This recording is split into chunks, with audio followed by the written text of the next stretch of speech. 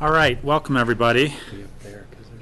Today is October 28th, 2014. This is generally a work session day, but we do have a special agenda item that requires a special meeting, a resolution that the Board of County Commissioners be in favor of, the ballot question 1A, the Aspen Ambulance District. So I will take a motion to go into a special meeting. So moved. Second. We have first and second. Any discussion? All those in favor say aye. Aye. Aye. We have a resolution on our in our special meeting agenda packet. John, I don't know if you want to give a little introduction to this, and we can certainly take comments from the board because I'm sure there are a few things to be said about the election process in this particular ballot. Yes, thank you, Rob. We have in front of the board today, at the board's request, a resolution in support of question 1A, which is both a mill levy increase as well as a debrucing for the Aspen Ambulance District. The Aspen Ambulance District is a separate political subdivision where the board sits ex officio as the board of the ambulance district. It was created in 1982 with a .82 mill levy. Because of the effects of Tabor, the Taxpayers' Bill of Rights, as well as the Fenton Amendment and the county's Home Rule Charter, that effective mill levy has been reduced down to .22 mills. That has created some budget challenges for the ambulance district, and so the question is in front of the voters this November to allow the ambulance district to collect not the full .82 mills, but roughly 0.5 mills. 5.1. Thank you, Rachel. 0.51 mills in order to both keep the high level of service that the ambulance district has been able to provide, as well as modernizing and updating facilities to accommodate new equipment. So the board had requested that we put a resolution of support for this ballot question in front of the board, and that is why we have this special meeting today. Board comments. Rachel. Thank you. Are these already on? I'm assuming. Okay, great. Thank you. Today, I'd like to say is a little bit of a formality because in the process of our budget hearings and setting the ballot question, our board is in support of this measure going forward unanimously, but we didn't really have that sort of formal resolution to say the BOCC had passed support. But I thought it was really appropriate that we join other partners such as the Aspen Chamber Resort Association, who have voted to approve this measure and support it, the Aspen Skiing Company, the Aspen Valley Hospital Board, and the Public Safety Council. And I think that everyone realizes how important that network of care and of safety providers that we have out there are, and how well they work together, whether it's for an incident on the mountain or an incident at the airport, accident on Highway 82, or just someone having an illness or slip and fall in their own home. So I wanted to add only that the process going forward when this is approved is that the BOCC, acting as the ambulance district, will be approving those future budgets and collections of the mill levy. So once we have been able to, through a public process and public outreach, determine how best to either remodel, replace, or lease new space for a new ambulance facility, we can match the dollars that are collected to the actual need. And so that will be annually approved by the Board of County Commissioners. It's a great deal of public scrutiny. Their budget needs to be presented each year publicly. And so this being the first request ever that the Aspen Ambulance District has ever made of the public to increase their mill levy or the collections they're allowed to collect, I think that it deserves our community support. We've dealt with the budgets for the ambulance district for the 7 and a half years I've been on this board, and always knew a time was coming when there would be a mill levy increase, despite significant shuffling and restaffing and ability to close down that budget gap. There's been greater efficiencies created significantly in the operations of the ambulance district, but the current budget just is not sustainable. So I'm encouraging everyone I know to be sure to turn your ballot in and to be sure to vote yes on 1A. Steve? I too totally support this. There was a little bit of a glitch on the ballots of Down Valley and Snowmass Village people, that this ballot question 1A was included on their ballots. And just to remind people, if you live in Snowmass Village or any of the Down Valley precincts, you don't live in the Aspen Ambulance District territory, and your vote for this wouldn't count. If you do mark the ballot accidentally, they just won't count it because you don't live in the right precinct, but it won't count against your whole ballot being improper or anything. And also, I would note that this year in the Colorado State Legislature, there probably will be the paramedic bill coming forward, which would allow paramedics from ambulances to do more medical procedures when they're on a call. And that should have the effect of actually helping to bring healthcare costs down. And having a really highly trained ambulance district with the paramedics really trained and with the specialized equipment will help to, on our total healthcare cost strategy to bring the costs down or hold them at a lower level. George? I'm going to go off on a slight tangent. We are now 1 week away from the election. This year's election, although it's not a presidential election, I think it's probably going to be even more critical for us in the state of Colorado. And it's imperative that we all take our right to go out and vote.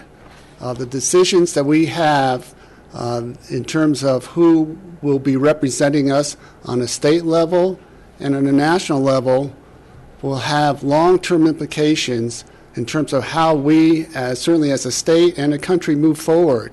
When we look at issues such as climate change, if we want to try to pursue some legislation to address that, or whether we look at trying to do some immigration reform legislation, environmental issues that we are all well aware of the importance, how our economy relies on our clean air and our clean water. Certainly the whole issue in terms of the opportunity for women to follow their own beliefs for their health choices and equal pay. When you look at opportunities for our younger people to be able to find opportunities to go to college at an affordable level, these are issues that are going to be determined in a large part with this year's election, from our state senators and state representatives to our governor to our United States senator. And I know there's been a lot of negative ads. We're all tired of the phone calls and watching these ads, but we can't let money buy this election. It's up to us to be able to, again, take the opportunity to go out and vote. So I encourage everyone in Pickens County, certainly in Eagle County as well. We need to get the vote out. I think later this afternoon, as part of our agenda, we'll have an update from our clerk and recorder, Janice Voss-Caudell, to let everyone know exactly what you can how you can still access and be able to vote. So I encourage everybody very strongly. This is a critical election for all of us, not only for our local ballots, such as the ambulance district, but when we look at what may happen in our state house and in Congress on a national level, Colorado is being targeted by much out-of-state influence and dollars. and we can't let dollars buy this election. The election needs to be determined by our votes, the citizens of Colorado. Thank you, George, Rachel, Steve. I would agree full-heartedly with all the comments that have been said. I want to add a few on the ballot question 1A, the ambulance district. I said when we approved this ballot question that most people know if you own a home, the most important payment you make is the mortgage. The second most important payment you make is the insurance on that home. This is an insurance policy for people that are hurt or injured in our community. Community is very important here in this area, and whether it's you that gets hurt or your neighbor that gets hurt, a friend, a colleague, a coworker, these ambulances save lives.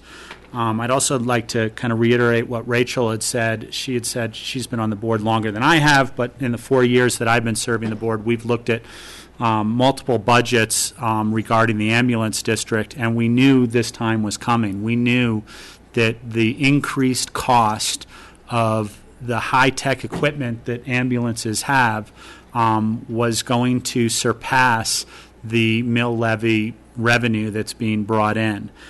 So it's crucial that these ambulances have the tools they need to save the lives in the transport and care of the citizens of Picken County.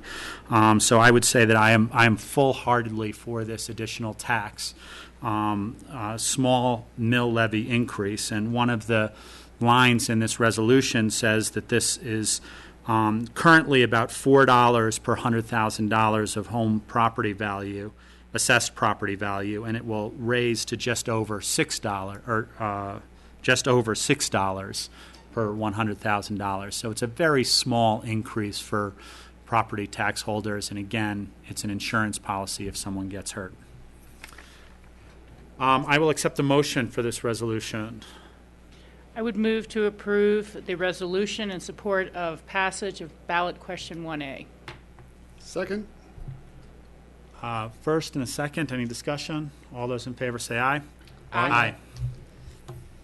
Thank you, everybody. Now we're moving on out of our special. I'm going to adjourn the special meeting. We don't need a motion to go out of the special meeting, just an adjournment by the chair. And I'm going to go into our work session agenda, which is memos of interest. And first we have Jody Smith talking about a supplemental for windows in the courthouse. Thank you. Over the past decade, the noise in the courthouse has been a problem for the court systems. Their technology has changed a lot over the years. They record every meeting, and even lawnmowers and leaf blowers, the sirens from the police vehicles disturb the courts. There's a lot of background in the courts, background noise from the outside, and because of the construction that's happening at the library, which is scheduled to start in February or March, that kind of triggered us to really look at what we need to do with the courthouse windows. The building is 2 foot thick on all the walls, so it's definitely not the structure, but the attic has some openings in it, and then the windows are problematic. It's not only glass, but it's transoms, and there's some voids underneath.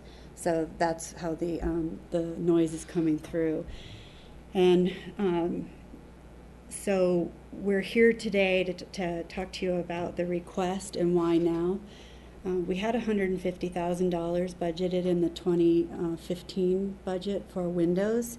You will be seeing that this afternoon, and that will we're asking that remain in place, and that the $150,000 is approved for today in this buy-up, or in this budget supplemental, for the first phase of it. There are 152 windows in the courthouse, and we're still working through some budgets to figure out what it would take to do the entire building.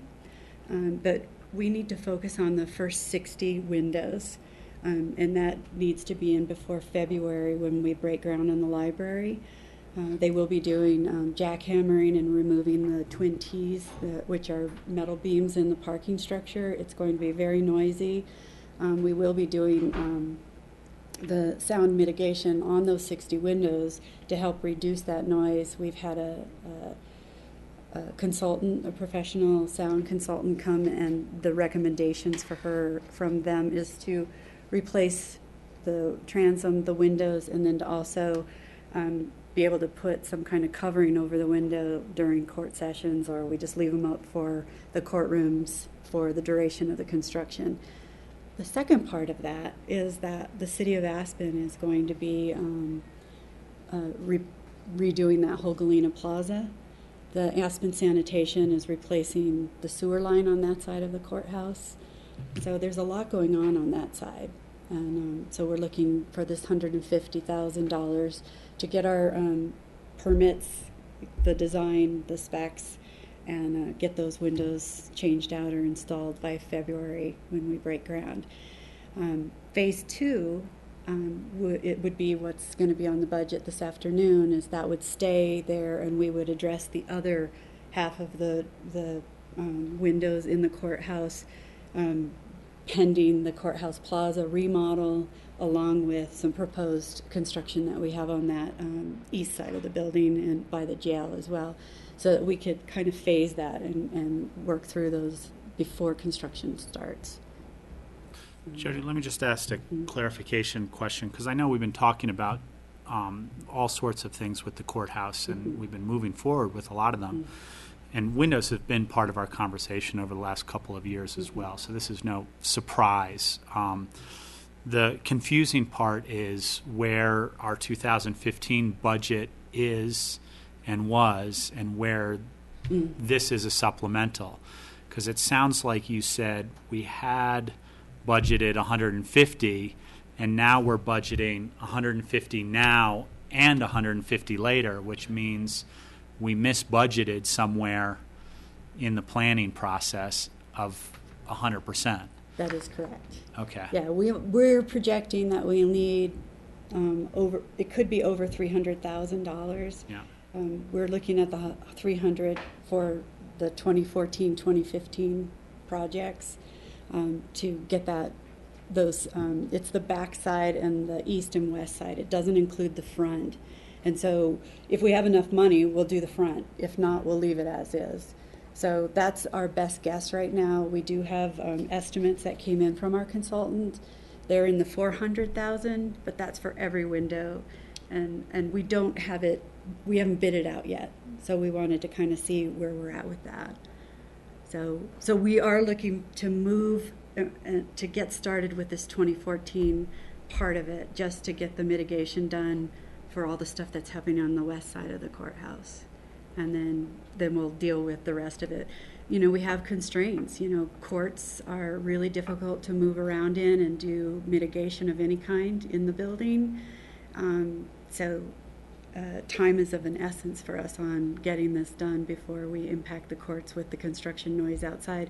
And the risk to that is that when we're out there with the jackhammers and the cranes, if the courts can't proceed with the noise level that is happening, they'll shut us down, and that can be a huge impact to our daily cost of the construction projects that are happening outside. So we're trying to be proactive. We've bumped it up. I hope I answered your question. Yeah, it's really the fact that I think our placeholder was Too low. 150, and now our total cost is 300. Yeah. I'm going through a window remodel at my employee housing unit right now, and the same thing happened to me. I thought I was going to spend X. You get through all the stuff, and it's X times something. But Well, and one of the things that I would just say is that with the courthouse, you know, we're going to be mandated to follow the historic preservation guidelines. Somewhere in the 1980s, many of those windows were taken out and aluminum framed windows were put in. Don't have any record of when or how that happened. And so in talking with Amy with the city historic preservation, you know, she's asking us and will require us to have wood frames, and so we've got a different level that we're going to have to meet than maybe what we do on a condo. Rachel? That's a good segue. I was just about to ask about the historic nature of the building and how, or is it going to be a very specialized window that will comply with historic preservation guidelines and then still be the soundproofing? Yeah. Yes to both of those. And so what Amy asked us is that we bring it back to historic the best we can. Right. You know, and the other part that's a challenge for us in that building is that none of those windows are standard size. None of them are. That's right. So you might have 10 windows in a row and they're not all the same size. And so there's going to be some custom stuff that has to happen with those, and especially, so, yeah. George? Jody, one other opportunity I'm sure that is part of this request is to make these windows a little more energy efficient. Absolutely. That's the bonus that I think we get out of this. And I jotted down just before I came up is that I should actually check the Corps and see if we can get any kind of an emergency grant. It's too late to go through any kind of process for phase 1, but we would definitely have time to do all of that for phase 2. So to get funding. Steve? Yeah, I would echo that, what George's suggestion. And even if we had to spend a little more money to add an extra element of energy efficiency, I would go ahead and put extra money in now, because while it's being done, it's an opportunity to really take a step forward there. I remember hearing that St. Mary's Church is planning a big addition onto the church at some point, and I have no clue what stage that project is in.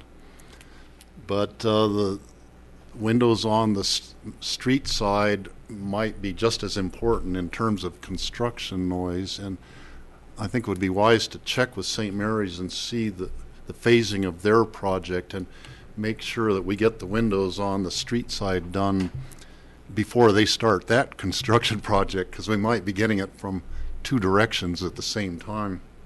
Well, and I think our goal would be is that if we don't have the funding to do the front side of the building in this 2 years, is that we would actually be coming to you as part of a budget process when we do the 2018 budget, and then the renovations that may happen in the courthouse at that time, is then we could address those. But I like that idea. And then also checking with the Hotel Jerome. I've talked a little bit to Sheldon, he's their facilities manager over there, and they just did a whole historic, of replacing those windows. So I think we have some good opportunities to collaborate. One last thing, if I may. Because it's the library project, the construction project that kind of kicked this off, although it's been an ongoing problem for so many years. At this level, we will be looking at the library to contribute some portion of the funding for the windows on this phase 1. And then same with Galena Plaza for the city of Aspen. We would be asking and looking for them to make some kind of contribution because they have the same risk that we do, that their project could be shut down. And they're going to be much closer to the courthouse than we are. So, I mean, it's in everybody's best interest. So we'll be working with them to see how we can do that. And those discussions have happened. We just haven't gotten to the dollar figures yet of what's fair. Okay. Anything else? All nod heads, move forward on this project. Yeah, thank you, Jody. Okay, thank you. I know you've got a lot on your plate. It's good to Exciting keep stuff. things efficient.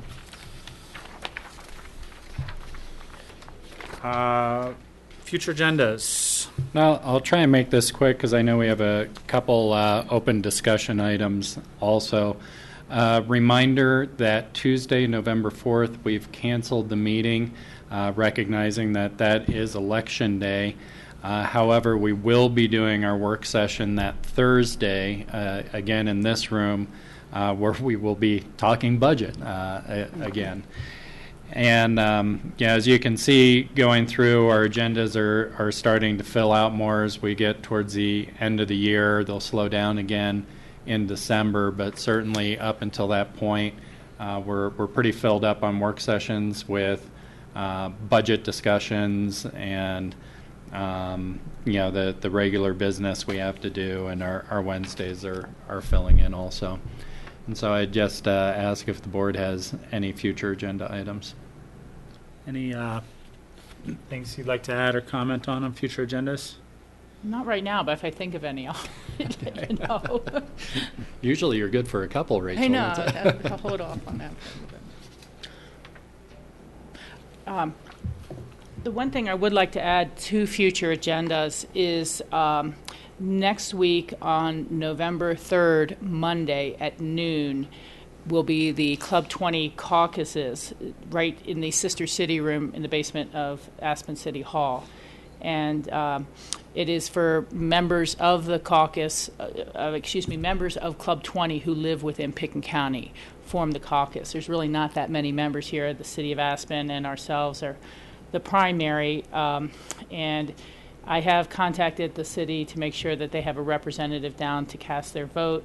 I do intend to put my name in to be the county's primary Club 20 representative again. Steve, I don't know if you can make that meeting and want to become one of the alternates. We always kind of struggle. I'm planning on being there. Okay, perfect. And Rachel, just a point of clarification, because we have that on future agendas at 1 p.m. on the 3rd, but you said noon. It's at noon? Let me double check. I Okay. was under the impression it was noon, but 1 o'clock might be Okay. accurate. I see. I was under the impression for a while that it was on election day, but it's Oh, not. It's okay. Monday. If we could double check. There was and just we'll an correct. email today about that. Let me see if I can find that.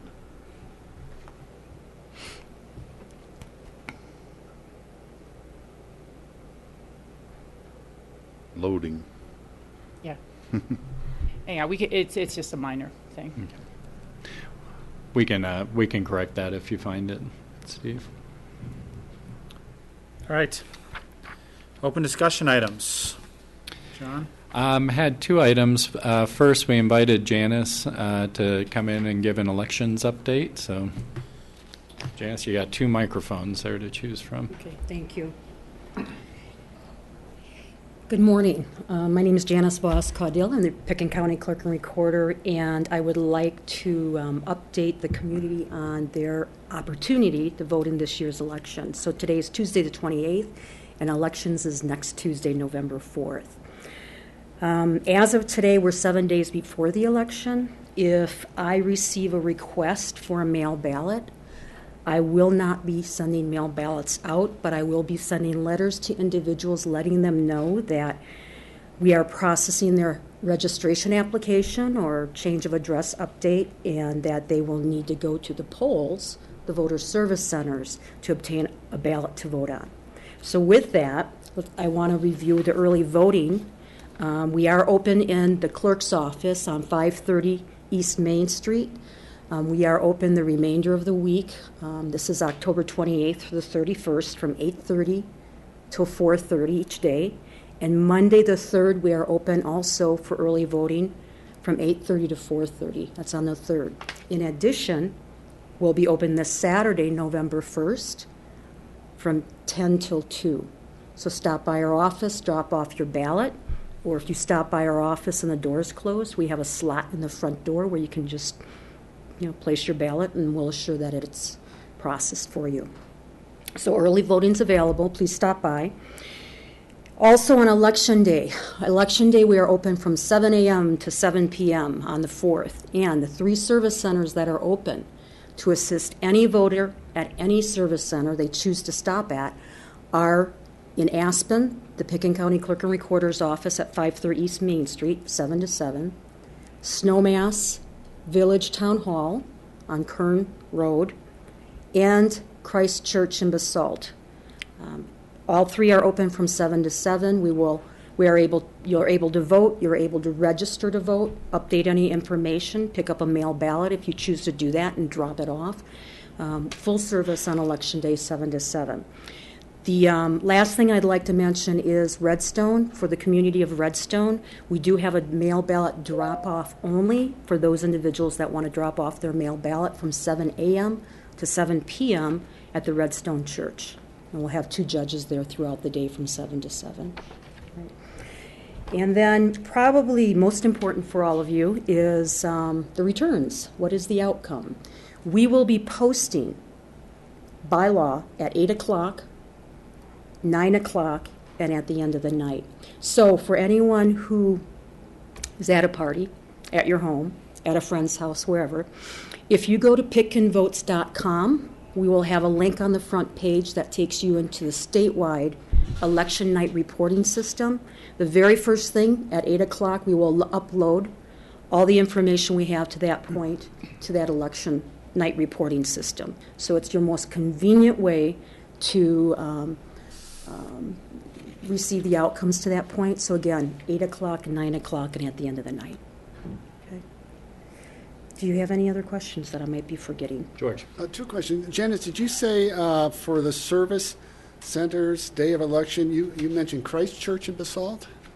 We Greece. It should be Grace Grace Church. Church. I'm sorry. Thank Grace you. Church Grace Church in Basalt. Right. In Emma. On Emma Road. On Emma Road. Okay, thanks. And then if someone has not yet mailed in their mail-in ballot, is it too late to be received? Or at what point, if someone's holding a mail-in ballot, that they should no longer rely on the postal service to get it to you in time? Thanks for bringing that up, George. Mail ballots must be received in our office by 7 p.m. on Election Day, or at a voter service center at 7 p.m. on Election Day. Anything received at 7:01 or after 7 o'clock, we will not count that ballot. So if they're not sure whether it's going to make it in time, they can just drop off their mail-in ballot either prior to Election Day or at any of the service centers on Election Day. Thank you for that. Absolutely right. So early voting, our office is open. We're happy to see people stop by. As well as the Redstone, which is not a service center, just a drop-off place. Correct. So there are 4 drop-off places On on a- Election Day. On Election Day only. Yeah. And just to add to what George was saying about mailing them, getting back in, I was just at the post office doing my regular mail, and the fellow was bringing in the mail from outside in the little drop-off boxes down at the post office on Mill Street. And I said, "Oh, you're starting to get a lot of ballots in." He said, "Yeah, we're getting some." And they said, "But you know, a lot of people don't drop them in the local box, so they have to go all the way to Grand Junction first and get processed and come back up." And so I'm not sure if that adds an extra day or two, but to the extent you have a local box, I would use that one first. Not all the more mail is segregated like that, but if you're dropping it in the Aspen post office, use the local box. And people are dropping off their ballots. Last week was slow, but yesterday and today it's been steady. So. And just to reiterate what we said earlier about the 1A question, and what I've been telling people, and you correct me if I'm wrong here, is that if you got a ballot with a question on it, best, safest way is to just answer that question to the best, If you don't know what district you live If you in. don't know and you think if you don't know have what the right, district it is, vote on it. answer it, and it won't be counted if you're not in the district. It will be counted if you are in the district, and that, of course, applies to the districts of county commissioners, which are, we have to live within the district, but everybody in the county gets a chance to weigh in on every district for the county commissioner races. Okay. Any other questions? Okay, thanks for your Just time. one last note. I mean, of course, we'd love a follow-up on this. This is a unique election in this midterm election. First time we've done this election as a mail ballot, and the last one, the 2010 one, was not a mail ballot. It would be very interesting to analyze those numbers Right. It's always difficult. afterwards. It's always difficult to to know compare. because different questions are on the ballot, those sorts of things. But I think it's important that we take a look at that afterwards. Sure.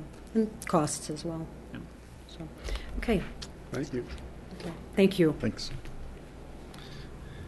John? Only other item, and Brian said that he could probably use 20 minutes, so I'll take the last few minutes. I did want to talk to the board a little bit. I thought we might have a little bit more time about open enrollment coming up with the health plans. You're going to be seeing information coming out. We haven't had a chance. Our budget is a little bit out of sync with what we're required to do for open enrollment. But at any rate, I guess the high points are that for this year, There is no proposed change in coverage in our open access plan. That's the non-high deductible health plan. There is a proposed change in premium, however. That one does go up 15%. There is an opportunity for a 5% discount on premiums by participating in wellness initiatives, particularly the health risk assessment and biometric screenings through the health fairs. The county and city are hosting a health fair this Thursday. Any health fair offered by any of the 5 employers in the Valley Health Alliance, participation in that qualifies employees for that discount. On the high deductible health plan, there is actually no increase in premium, and we're actually able to offer some enhanced benefits with very, very minor impacts to cost. That includes actually lowering the out-of-pocket maximum in the high deductible health plan. Currently, that out-of-pocket maximum is $6,000 for an individual and $12,000 for a family. We're able to lower that to $4,500 per an individual and $9,000 per family. We were also able to enhance the prescription drug benefit so that maintenance drugs, so if you're taking something for high blood pressure or cholesterol or blood sugar, previously you had to meet your deductible under the high deductible health plan before the plan would start paying for those maintenance.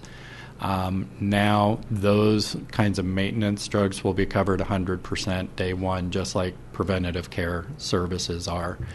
We are really looking to encourage employees to move to the high deductible health plan, partly because the incentives in the Affordable Care Act right now, particularly the excise tax that will come into play in 2018 on high-cost health plans, will really cause plans like the open access plan to go away and employers to offer more high deductible health plans.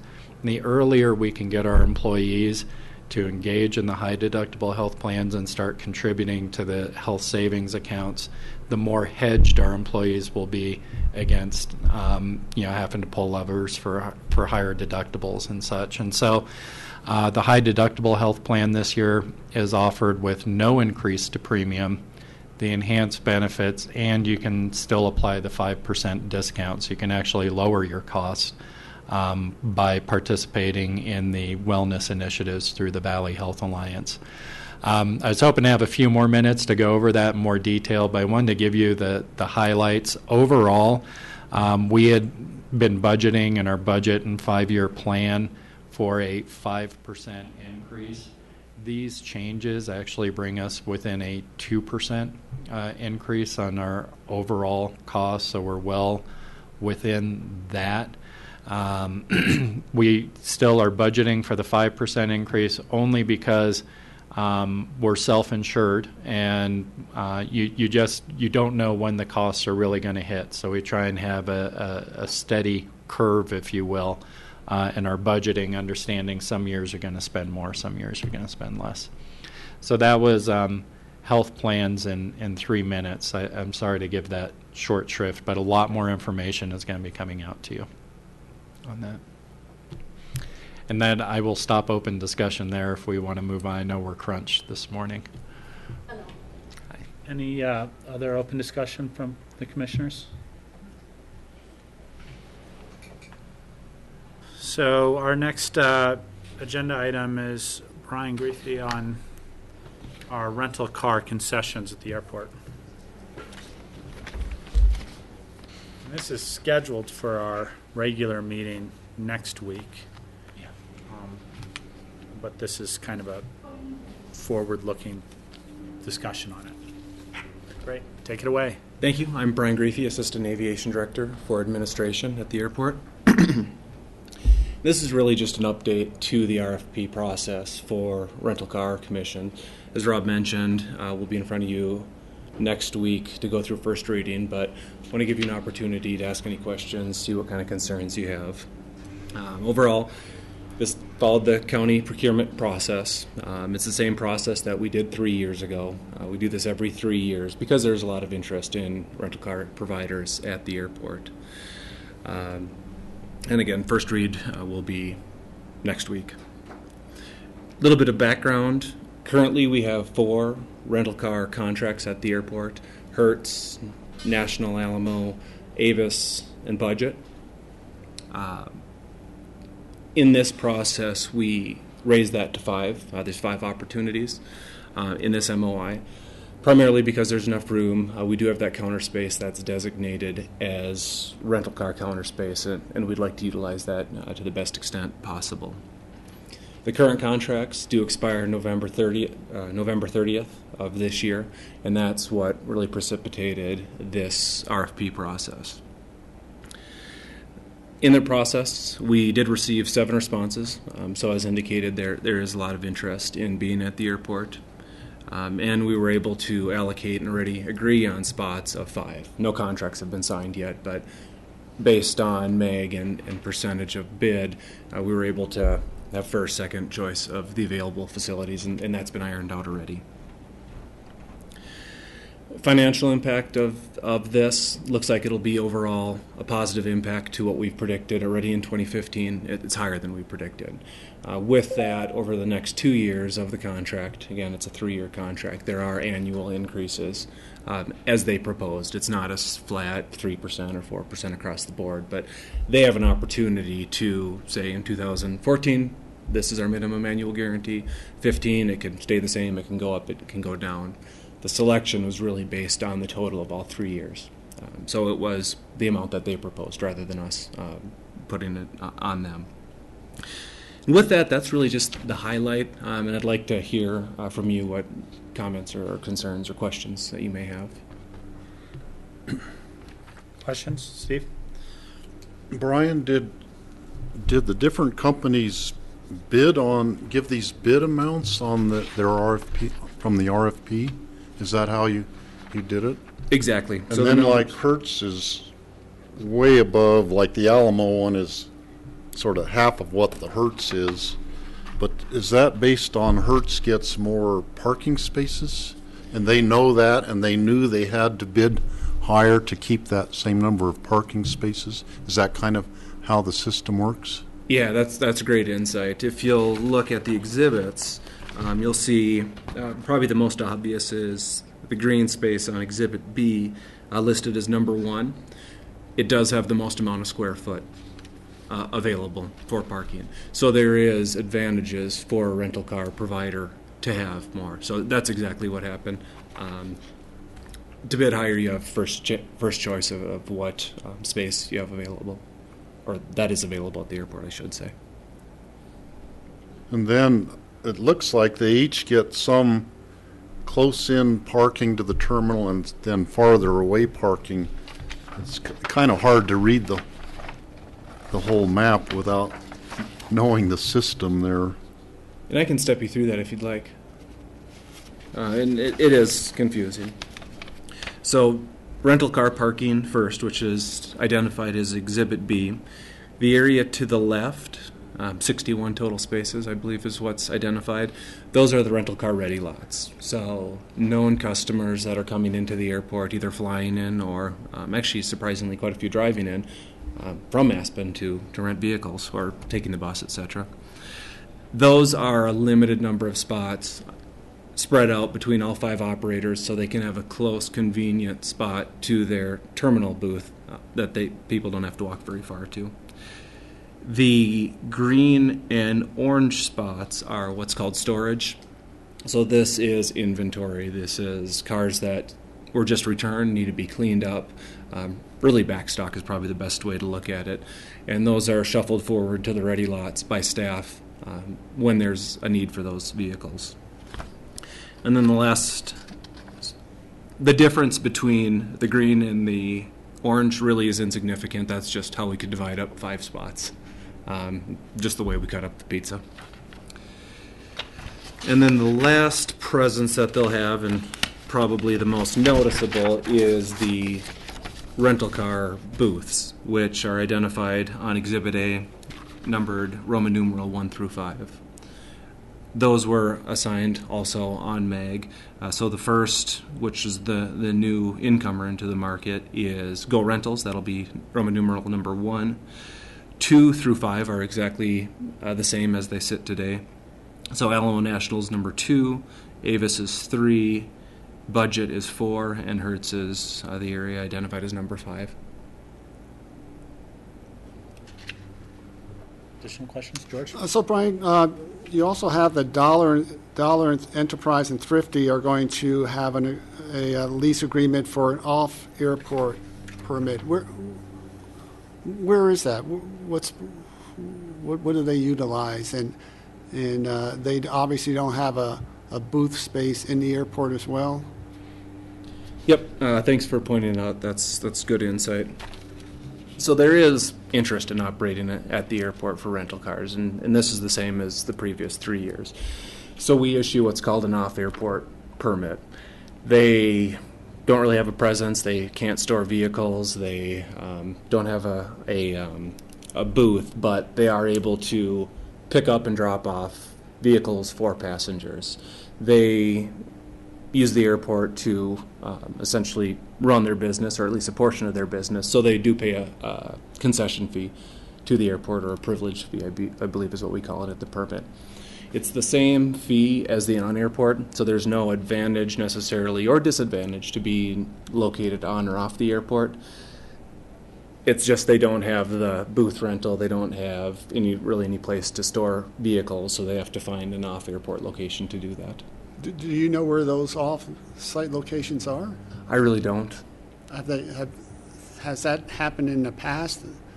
So currently we have 2 off-airport operators. Go Rentals is actually operating off-airport right now. I do know where they're storing vehicles. They work with the FBO and lease space from them. And Enterprise, where they are located, I'm not sure. Okay. Any other questions or comments? Just kind of a preview for our regular meeting agenda item where we'll have to approve these lease extensions or new leases, I guess. Rob? Yes, Rachel? When we do see this on the regular agenda, can you give us a comparison of these bids versus the previous bids when the contracts were awarded? Absolutely. Okay, thank you.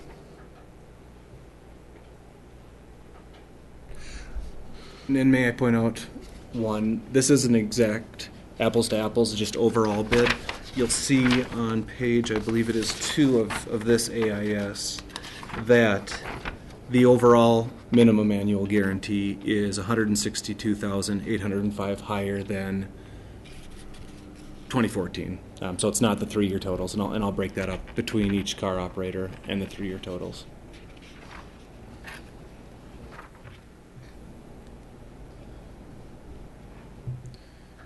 Thank you. Thank you, Brian. Thank you.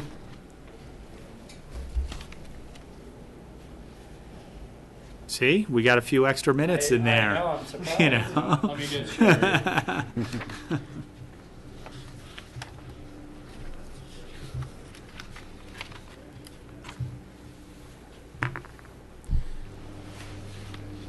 I'll be back in a second, Rob, but Yeah. feel free to start with that one. Our next is the district attorney.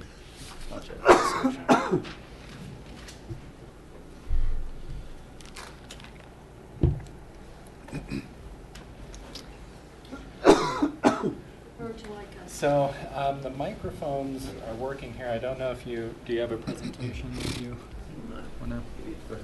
No. Okay. It should be in the packet, hopefully. Yeah, your memos. So should I just sit close by? Or? Yeah. You'll need to probably get close to a microphone. When you speak.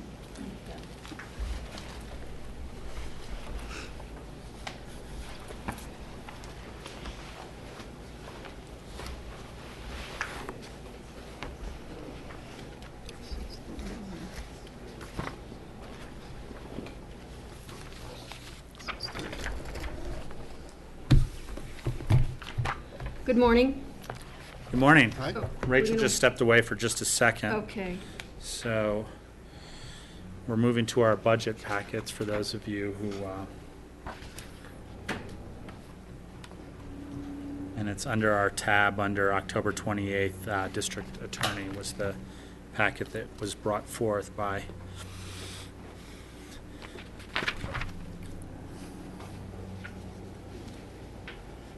our staff. So she said, go ahead, and she said, wait a minute or two and then go ahead. So why don't you go ahead Okay. and give us the introduction of the budget. I'm sure we have a few questions. Thank you. Sherry Kaloya, the DA in the 9th. I'd like to introduce Bill Brunworth, who is my office manager, and Steve Arand, who is the victim witness coordinator for the office. Should have a budget in your packet, which shows the budget from 2014 and the changes for 2015. The changes are highlighted in pink. Basically, the bottom line is that the budget for Pitkin County, we are asking that we get an increase in the amount of 5.5% in the overall contribution from Pitkin County. The percentage increase is mainly in salaries. We're asking to give the employees a 3% increase in wages for 2015. You'll see, though, that the wages are actually higher than that, and that's because when we have lost people and replace them, I replace people at a higher salary level, really trying to increase the level of experience in the office. Currently, there are 2 attorneys assigned to Aspen, one for district court, one for county court. We're in a bit of a flux, and the one for county court decided she wanted to do civil law. So we're going to bring somebody on next week who will be the county court deputy. We also have a full-time legal assistant who is there and a victim witness assistant who is assigned up here for most of the time. She does do some other stuff in Glenwood for a few of the days. This budget, I think, is consistent with what you asked. It's a little bit over what Garfield County asked of us, but Garfield County has told us that they're happy with the budget. Rio Blanco County is a little bit more disgruntled because they see their revenues going down, property tax revenue going down next year, and they weren't very happy with the increase. But I haven't heard much from them as to whether they want to change there. Any questions? George. Sherry, how's your retention been for staff, for assistant DAs, for investigators? The retention for district court DAs is very good. The retention for county court deputies is horrible. They seem to come and go. It's a little bit difficult to say why. You know, this one up here wanted to go into civil law, so she left for a higher paying job in Denver. We had Jason here, who was very good. He's now in district court as a result of some changes that were made. So I'm hoping with the new hires that we're going to fix that problem, but I admit it's not been good. The victim witness staff has also been a little bit fluctuating. In Aspen, we had a great person assigned up here, and she took a higher paying job at Garfield and Hecht. And we got another person in, and wasn't quite the right fit. So now we have Laura Drexel. She worked in Aspen for a long time. She worked over at the homeless shelter. So I'm hoping that she's going to stay. She likes it at our office. She's familiar with Aspen. Her husband comes up here to Aspen to commute. So I'm hoping that that's going to be a long-term. She's not new. She's been working with us for a while and took Aspen over. to make that stable. So how does that impact either new cases or ongoing cases when you've got people coming and going and there's sort of a gap or an overlap in terms of being able to take over or following up on current or ongoing cases? Well, it's so far it's not been a problem for Aspen, I don't think. We've been able to hire and get somebody up here pretty much within a couple of weeks. So I don't think it's been a problem. Where it is a problem is with your police departments, because they like to have people that they know getting advice from, and they do ask a lot of questions. And I think that's the biggest impact that has occurred. But I admit, our county court staff, it's tough. You get these new people out of law school, you hire them in. The salary's not bad. It's not great for Aspen, but it's not bad. And they're just figuring out what they want to do. So you will see them move in 2 to 3 years, a lot of times. The batch I'm hiring in now, I've got 2 new ones, have very emphatically indicated they want to remain prosecutors. That is the profession that they've chosen. So I'm hoping to change that, but it's always a guess. All right, thank you. Steve? The budget is based on population, I gather, and like Right. Picken County has 21.33% of the population. The other 2 counties have a higher percentage of the caseload than Picken County. So in effect, we're subsidizing the higher rate of cases that you have to handle in Garfield and Rio Blanco counties. So is there anything Picken County could do to, without meddling in the affairs of the other counties, that could help them to decrease their amount of caseload?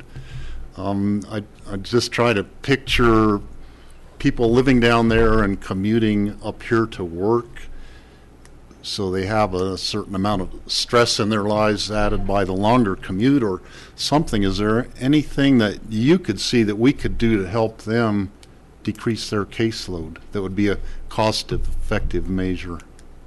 I've looked at that because of the court scheduling kind of mess that I have.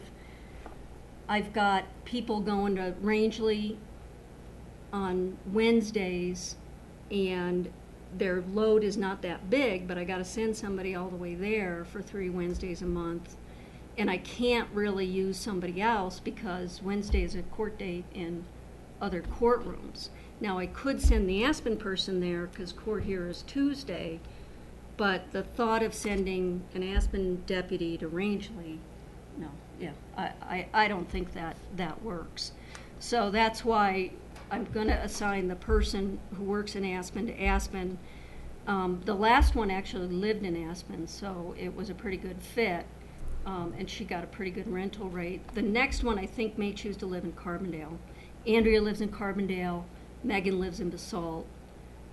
If they know they're going to come to Aspen, they may choose to live in Carbondale, which is not as bad of a commute. Mm-hmm. So it is a struggle. I've tried to get the court to change dates up in Rio Blanco, but it's tough. It's tough. I'm correct to understand that state statute that it be done by population in terms of the division of the cost.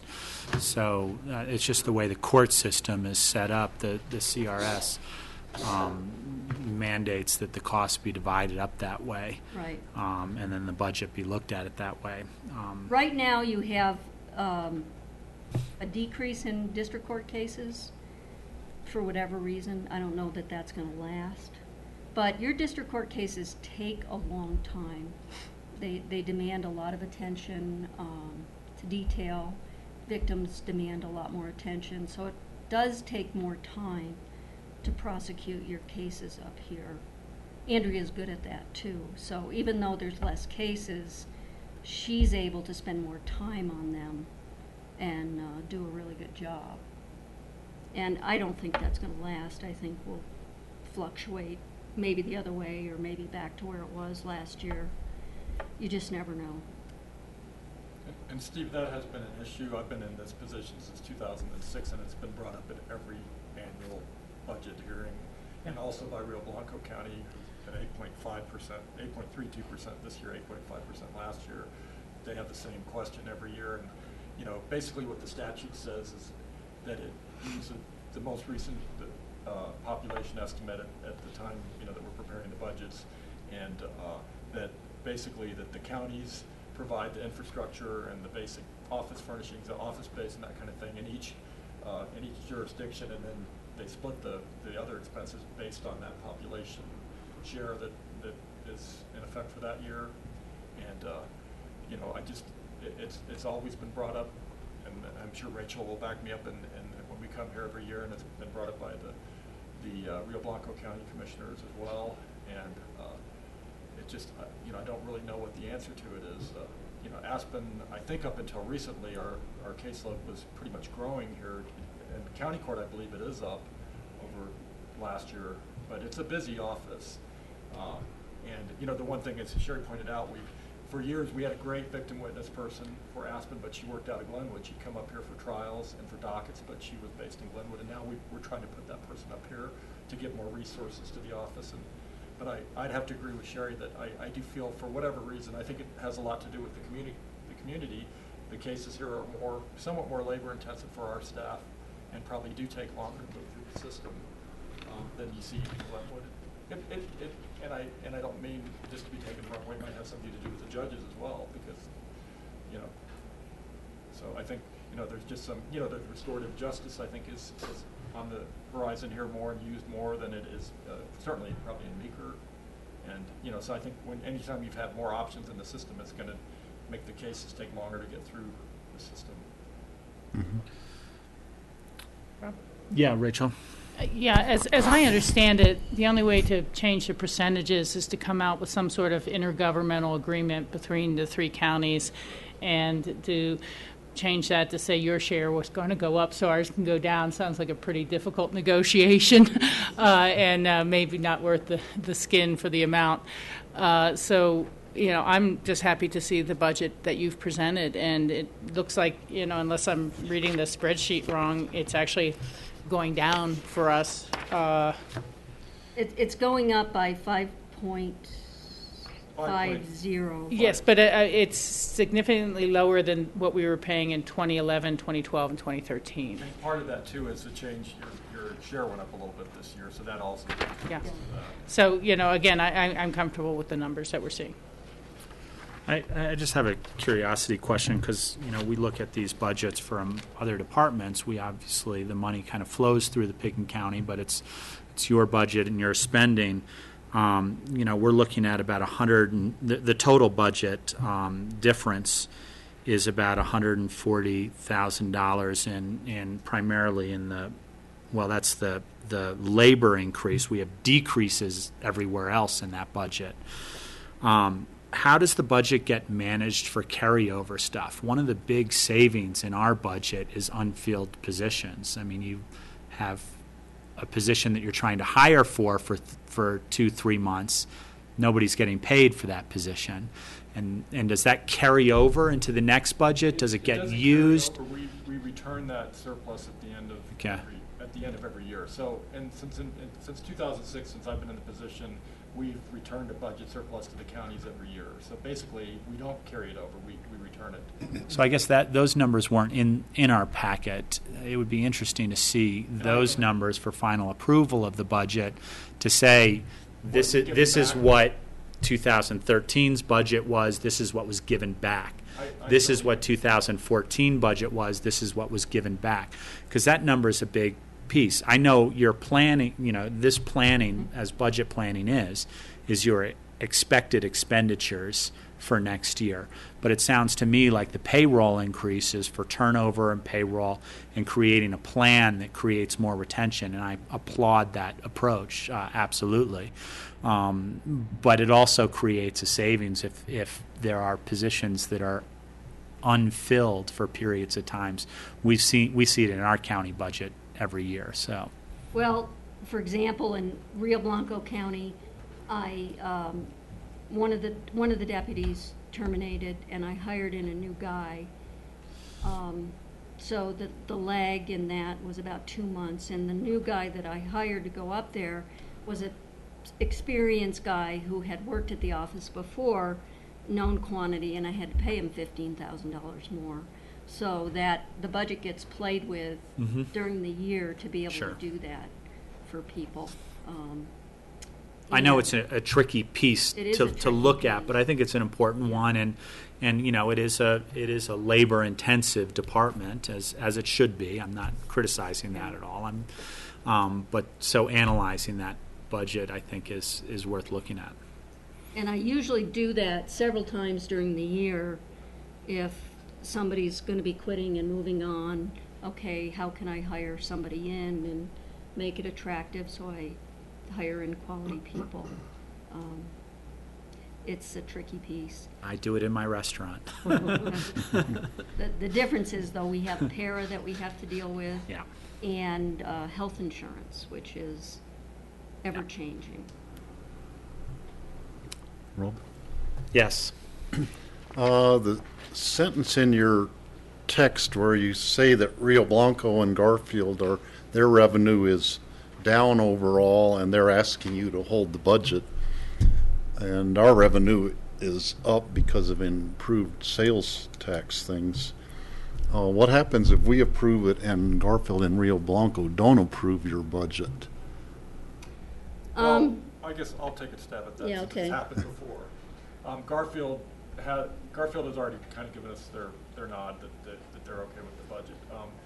In the one time in the past, Rio Blanco County, basically it was, I want to say it would have been 2013. We asked for a 1.5% bonus for our staff, not an increase, a one-time bonus, which was consistent, I believe, with what the Pitkin County was doing that particular year.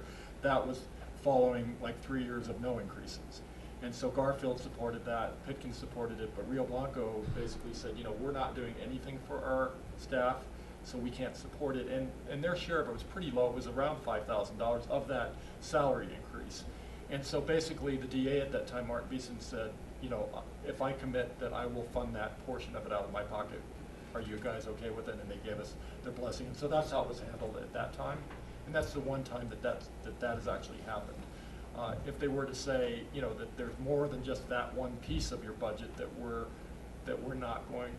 are not comfortable with and we can't support, you know, I'm not quite sure how we would handle that. You know, I think it becomes an issue at some point on how you decipher the statute.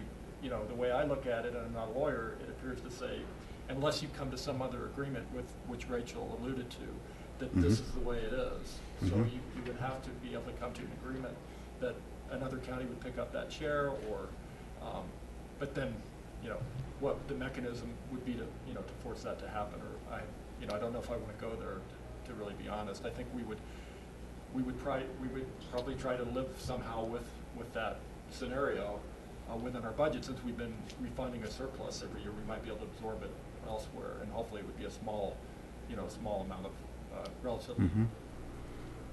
It could take a court case, which I am not advocating for and would not want to do. This happens in other areas. I think down in the 3rd Judicial District, it's happening, and there could be a lawsuit down there since everybody at that office quit salaries. But And kind of related to that, I know nothing about Rio Blanco's budget, but we hear stories of a $100 million surplus that Garfield County is sitting on from their gas revenue.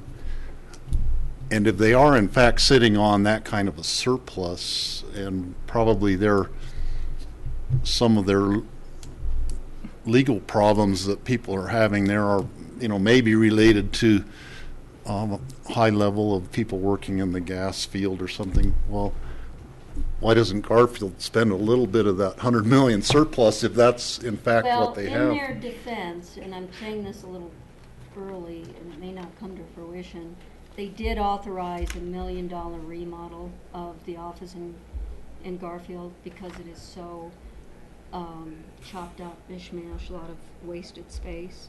So that is what they spend their capital reserves on is capital projects. That may not come to fruition because they've changed their mind in the last week, but they are planning on building a new justice center, which we would then move into. So there is a benefit there, something else that they're paying for that's not in the budget. Rachel? Yeah, I would just add to that, you know, Steve, we all have our own budget issues, and someone could look at our budget and say, well, you're sitting on a surplus of X, but we know what we're going to need it for in future years and things like that. I don't believe we should go there at all. Garfield County faces additional issues with declining real estate values and their mill levy collections declining, and a rebate case with the state over revenues that were given to them for future oil, mineral gas, severance tax leases, and then the leases were pulled, but the money has already been spent, and there's cases going forward about whether they have to refund that to the state or not, and it's just, that's like a third rail to talk about how do you manage your money versus how do we manage our money and who should put in more. So I would strike that comment from the record myself. Okay. George? Thank you, I strongly agree with that. I don't want another county to get into our pocketbook, and I don't think we should be getting into another county's pocketbook. And if it matters, I support this budget going forward. So that's... Yeah, is this a decision-making point, or does this come up in our regular budget process? So at this point, I think it'd be what we typically put in our presentations as a decision point to give staff direction what to include in the final budget. The budget isn't finalized until we adopt the final resolution in December. So it looks like a nod of heads across the board, commissioners. Yeah, you've got support across the table here. Thank you. Yeah, Can I just, yeah, please. if you guys have a couple more minutes, I did just want to see if we could give you some feedback, because I know you're from reading the paper, and I live in Pickett County, you know, so I keep up with what's going on here, and I know you're looking at some facilities improvements over the next few years. You might want to just get a little closer to the mic. Zach, how are we doing with sound there? Yeah, a little closer would be better. Yeah, thank you. Should I repeat? Yeah. Just to, yeah, I think we just wanted to, because I know that the county is making it a goal to look at your facilities over the next few years and to look at upgrades and that kind of thing. And I want Sherry and Steve Arand, who's our victim unit director. I brought him partly because some of the issues that we have with space are issues that actually end up where we can't comply with the Victims' Rights Amendment, which we're mandated to comply with, and he's kind of an expert on that scenario. But, you know, you probably are aware we were previously on the first floor of the courthouse, and about a year and a half ago, early 2013, February, I think it was, we were asked to relocate, which we were happy to do. We understand the issues that the county, all the counties we have that we are in our jurisdiction have issues with space and where to put all the staff and room for growth and appropriate spaces and that kind of thing. And so, so we did move, and we moved down to the basement. We swapped with the sheriff's office. I'm sure you're all aware of that. And you know, I'm sure also with the murder case that we had, a lot of the limitations of those spaces, not just for us, but obviously for the sheriff's office, you know, became apparent. And I know you've heard them from many different sources. But you know, some of the things. And I preface this by saying we've also been working with your staff, who's going through a master planning process and has met with us a couple of times to get input on future possibilities for our space and that kind of thing. And in fact, right before we came over this morning, we met with Jody and Dave and the staff in terms of some of the stuff that's on the horizon with the city, with impacts on our operation, and then with longer range things for the county. But so, you know, just kind of wanted to, while Sherry's here, while Steve's here, give you a little bit of feedback. You know, some of the things that we saw that during the, you know, some of the court proceedings that we had going on with the murder case and other cases that we had were, you know, not having appropriate places to temporarily house a victim or a witness waiting to be called up to court to testify. You know, we had one case in particular where there were 3 witnesses being called to testify, but there was some personal issue between 2 of the witnesses, and we couldn't have them together, and trying to keep them separated. And you know, we're sticking people in our office where we start running into problems with our ability to safeguard the criminal justice records that we are that we're in possession of and that we have to be able to maintain the security of. You know, because if you have somebody waiting in a small office area and people are talking about a case, or an officer might be talking to one of our staff there, it gets hard to be able to provide the kind of privacy that's necessary, particularly with victims of cases. When we bring a victim in and we can't provide them with a proper place to wait, so I'm just trying to kind of like kick that off a little bit and maybe let Steve,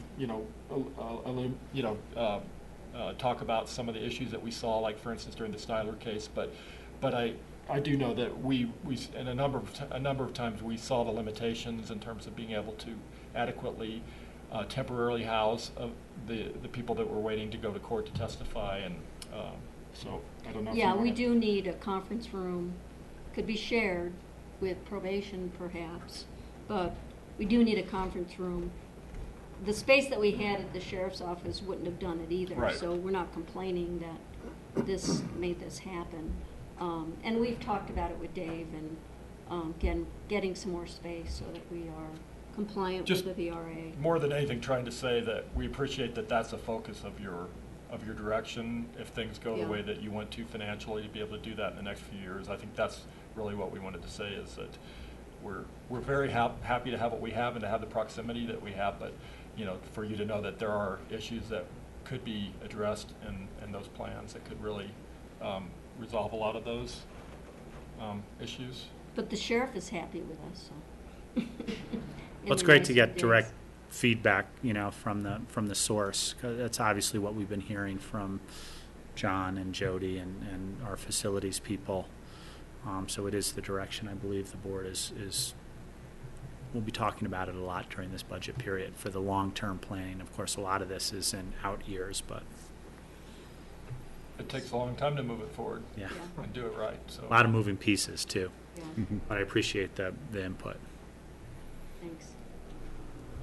Steve? Yeah, I've heard other county commissioners from other counties around the state saying, well, it is a courthouse, and a lot of them are dedicating more space in their courthouse to the court system, and that's the direction we're headed to. That we're anticipating that the whole courthouse will be for the DA's office and the court system, within a few years period here.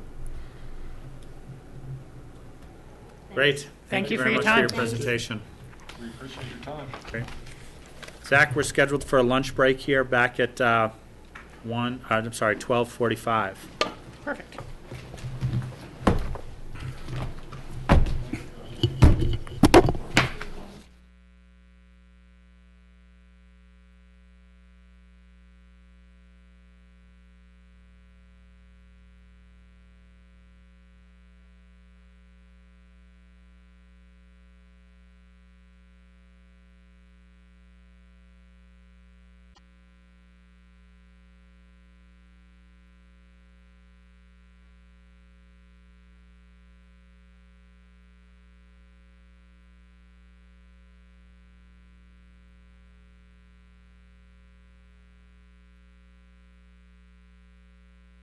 Okay, welcome everybody. Welcome to our 2014 budget tour. We're going from building to building to find various places to meet.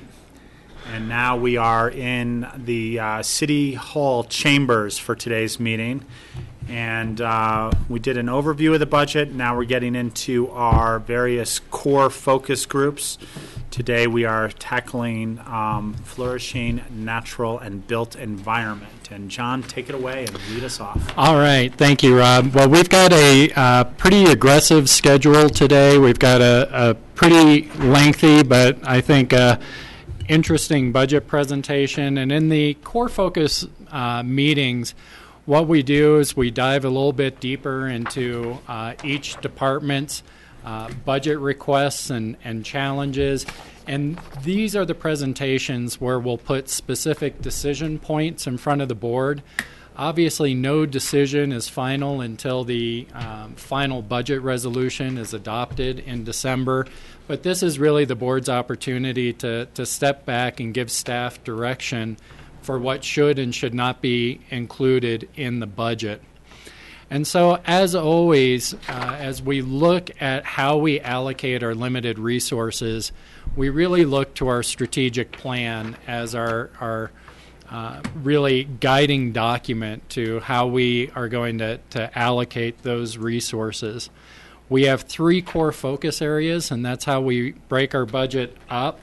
And as you pointed out already, Rob, today we're focusing on the flourishing natural and built environment, which includes a focus on conserving natural resources in the environment, responsibly maintaining county assets, ease of mobility via safe and efficient transportation systems, and a well-planned and livable built environment. And so you're going to be seeing and hearing discussion today about how our budget addresses all of those issues.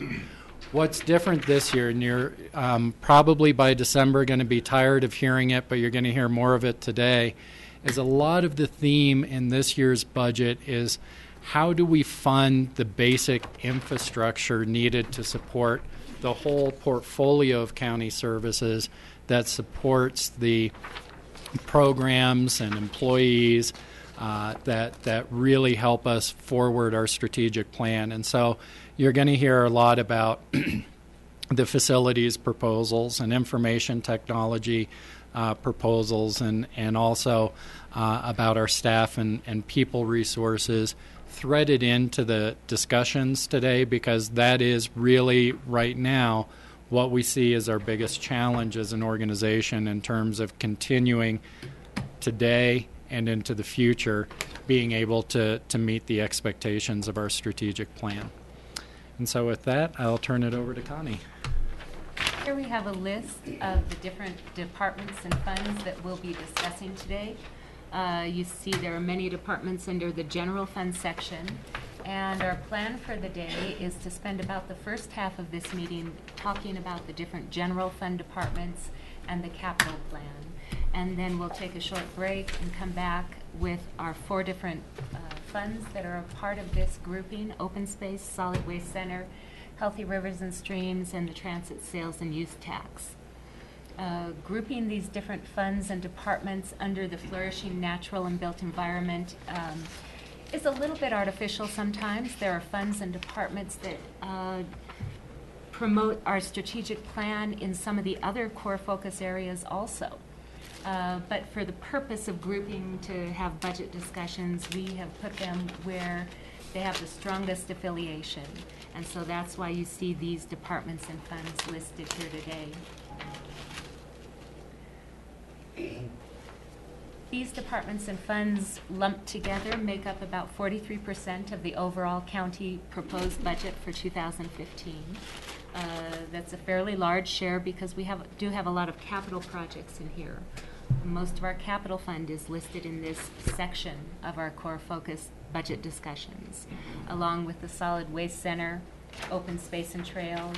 And then, as you see on this pie chart, the large share is the transit sales and use tax. Now, this fund does have flow-through money. 1.5% sales tax from the county goes directly to transportation. And so about half of that pink pie slice that you see for the transit sales and use tax actually is just straight pass-through money to Aspen, Snowmass, and to RAFTA. For more detail on any of these departments or funds, there is a section in your budget binder. The tab says Department Detail, and you can find some other information in that section if you wish to go further.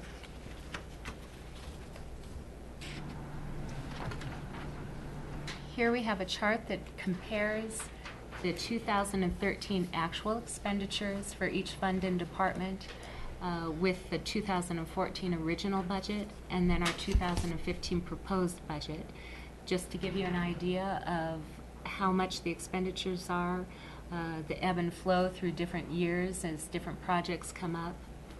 And the 2015 numbers on this table do reflect the buy-up requests that we are recommending. And so if there are no questions on these first slides, we will move on to our the fourth success factor, which is well-planned and livable built environment. And we will pass the presentation over to Cindy Hubin and her crew. Hi. Thank you. I'm Cindy Hubin with the Community Development Department, and here's our staff to help with the presentation today. But we'd first like to start by just talking about how we fit in with the three main goals of the county this year as far as facilities, information technology, and compensation with staff. But we started off with a slide to show you that our space is a little cramped on the third floor of City Hall, and I think Michael Owsley had made a comment that some people have spent their entire careers in inadequate space, and that would be me. But we do have a wonderful crew, and everyone piled into a new office. We moved we scanned some plans, and we're able to figure out another office space. So here's a picture of that new office space. Environmental health is still located out at the Public Works Department, where we have two of our staff, and we find that that is challenging at times for us because we work so well together when a permit has to go through all the different phases of building, planning, environmental health, zoning, that we're able to be co-located. So we hope to have that in the future. And that's how we fit in with the need for space. From an information technology perspective, we're very lucky because we were able to start off in community development with a new implementation strategy for the tracking system for our building permits and planning. And we're in the throes of implementation of what we call the CSI software package, which will not only connect our planning, building, zoning, but it also integrates other county departments as well. So we hope to get some efficiencies in our permitting system throughout the county by the use of CSI. CSI will also allow us to become hopefully more paperless, not just for our department, but for the public in general. There'll be electronic submittals. People won't have to get in their cars. We'll be affecting some of the other built environment and natural environment strategies or goals by having people be able to submit electronically, not have to come into the office to make payments, that sort of thing, and be able to also interact with one another back and forth across the computer for various needs and changes in permits and plans. So that'll be helpful. Community development staff resources. We have a staff that requires many certifications and or degrees, and these jobs are sought after in our development area in the whole valley. So we feel that compensation and healthy working conditions are very important, as well as overall organizational appreciation. And we have a lot of food that keeps us happy in community development. There we showed the picture. Training table. Yes, exactly. But we don't have that table anymore. That's an office. So just so you know, we have a limited space. We have a limited space for donuts. So. And we'd also like to thank you for reinstating the positions that we have this year in community development. And Brian and Lance will get into that a little bit more in detail about how that has really measurably increased our efficiencies this year. But we do have a pending request that'll be at the end of your morning or at the end of before your break regarding the pending request for a front desk seasonal position, and that would be triggered by our activity levels when we get there next spring. You may see us again asking for that front desk backup position. It was so helpful this year that we were able to have that and to keep things moving. And Lance, did you want to add something? You'll recall that in this year, 2014, the board was able to reinstate two positions in community development that we lost in 2009. That was in a second zoning officer position, which we previously had, and a second plans examiner, building inspector, combo building inspector position that we had up till 2009. And we were fortunate to get those reinstated because of our activity levels in 2014. And those positions were finally filled about in July. Just pull the mic over to your. Thanks. It works. It works for grassroots. It doesn't amplify. So we can hear you fine. Great. Just the TV guys. So can't. those two positions we finally got on board about in July of this year. And Brian will tell you how we've already really lowered our turnaround time on building permits, which was the whole idea for doing that. But what was kind of interesting in the way that has worked to be beneficial to reducing the building permit time is the fact that we have 2 zoning officers now and 2 plans examiners, combo inspectors, that one can cover for the other. And so what we have found is that one day a week we have a zoning officer, and one day a week we have a combo plans inspector working from a remote location, usually home, where they take a whole basket of plans home with them and in an uninterrupted fashion can get 6-7 permits out in one day. Whereas if they're in the office with phone calls, walk-ins, all the cluster that goes on around our office, they simply were not able to be that productive. And so just having backups in those 2 positions so that there's always somebody in the office, but the availability for someone to concentrate outside of the office on reviewing plans has just changed everything for us. And Brian has some documentation of those numbers. But we feel that the reinstatement of those two positions was one of the most positive things that's happened with ComDev since 2009. And since it seems timely, I could jump in with those numbers. I ran the numbers pre-July when we brought in the 2 positions and post-July up until the current time. And when I did the comparison, we found that a single-family residence was taken, as we predicted when we asked for the new positions, about 10 weeks. We've kind of predicted that with our workload that was pending and where we were heading, we were looking at a 10 to 12-week turnaround, which we didn't feel like was going to be acceptable to anyone as far as a turnaround time. And so since we brought on Jan, we've actually cut that time in half. We're down to 5-week turnaround time for the last half of this year. And if we look at the overall year-to-date average, single-family residents are taking 8 weeks. So that number's being pulled down because of the better statistics at the end of the year. So by year's end, we should be at a much better turnaround time, the 4 to 6 that we were hoping to predict with the help. So, is this all in conjunction with the new software stuff that you were talking about? Not yet. This is just staff. That'll be even better. That hasn't even, I mean, we've been talking about getting the training and getting up and going with that, but it hasn't really been implemented fully at this. Correct. Okay, so that should bring it down even more. Well, there'll be a learning curve, of course. Yeah, of course, yeah. Yeah, hopefully.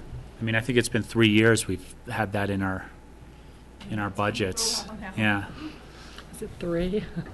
George? Brian, we still, even though you're showing better efficiencies in your department, along the process, applications can still get stuck, whether they have to go to some outside agencies. And how can we address that to try to help ensure that they don't get stuck somewhere else and that delays the whole process? And CSI will help integrate that as well, because that's going to be web-based, and all those referral agencies will have direct access kind of all at the same time, able to be doing their review. So hopefully we won't have to be sending physical plans down to town of Basalt to the fire marshal down there. We'll actually just be able to say, here's a new set of plans uploaded to your system for your review, and that system will all be automated. As soon as someone does their CSI input at home, it'll send that information out to every referral person who's involved in that referral. So that is where we hope to see in the future where that's going. Right now we've been working really well with the water department and sanitation department to kind of clarify what their needs are and making sure that their needs are being met better in the referral process, so that if they don't want a permit to be issued until the fees are paid, we hold a permit in-house until we get proof that those fees are paid. And by teaching the public that we're not going to move forward until that happens is actually helping them to start doing some of that legwork that really should fall back on the applicant to go out and make sure that their fees are paid where they are, instead of someone from the building department have to call and say, have you paid your fees, here's where you need to go, and explain that to them in a lengthy process. We're trying to train them a little bit more up front and getting that all front loaded to kind of expedite that process at the rear. So, but even with that CSI, where all agencies can get the same information at about the same time, is there an expectation that you put on those other agencies that you would like to see them respond to within a certain period of time, so it doesn't get buried under other applications and other work that they're involved with? We've not taken the step to go to outside districts or agencies like a fire district or even a school district review or whatever the review might be to give them a deadline. But that might be something that we could work on with the board and ask for your help in requesting that those districts work with us. Yeah, I would like to see that happen. Just to, I mean, we're creating efficiencies here, but it's only going to work if it goes all the way down the line as well.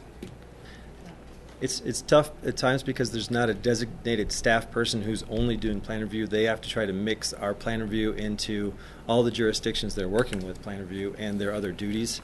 So it's hard for us to know what their timeline's going to be at any given time because of their own workload issues that they have. So I mean, as we address that, we'll run into some of that difficulty. Mm-hmm. Rob? Rachel? Just tailing off that comment, maybe there's more of a discussion of a protocol that you can expect as opposed to here's a deadline. But to be able to have them, through a conversation say, if we get it to you, can we expect it back in 10 days or 7 days or 14 days? Just so there's a general understanding of expectations as opposed to a deadline. Because you're right, workloads vary and we don't manage their workloads. Steve? Adding back in the 2 full-time positions, what did that do to your space constraints? Is it like totally crazy now? Are there any possibilities of, when I look at all your files of stuff that I'm sure our ranch stuff is in there somewhere, stuff that could be stored at the Public Works or something in a storage unit or something, that you could create more space on a temporary basis to alleviate space problems? Actually, those files, and I'll speak for environmental health too, we use those on a daily basis. We pull files, and that's one of the reasons we can be efficient with people who walk in off the street who have questions we don't even anticipate coming up. We're able to pull the files, sit down, talk with them, or have them go through the files. In order to get files out of file finders or at another location, we're not providing that service. Plus, these are really important files that I don't think at this point there are any facilities that we would trust to house the files. We are doing the best we can to scan at this point. When new files come in, we scan those files. We're trying not to get further behind, but it's pretty important for a number of reasons to have those files scanned electronically and available electronically, because so much of our work is in the field. And if we have them electronically, we're able to pull up information anytime we go out, some unanticipated site visit or an issue that might come up with the design of a septic field or anything. So our goal is to get those digitally stored. So we have had those off-site before, and we are cleaning out, based on the archive requirements, what we can, especially on the building side. But with the planning files, those are our historical data that we don't really lose. So we need to get those scanned. And I don't know of a safe spot to put those, but maybe there's one. Maybe there's some safe storage, but We're building a new building for you as fast as we can. thank you. Maybe maybe you won't retire before then. I don't know. It's going to be close. A close call. Close call. If I could move on now just to the administration section, we are continuing with those efficiencies like we just talked about. And also this year you will see a request for, as part of the 2015 budget, to update some of the more minor fees, if you will, in our system that haven't been updated since 2009. We are not tackling the large fee schedule for the building department fee schedule until we have a chance to come back and talk with you.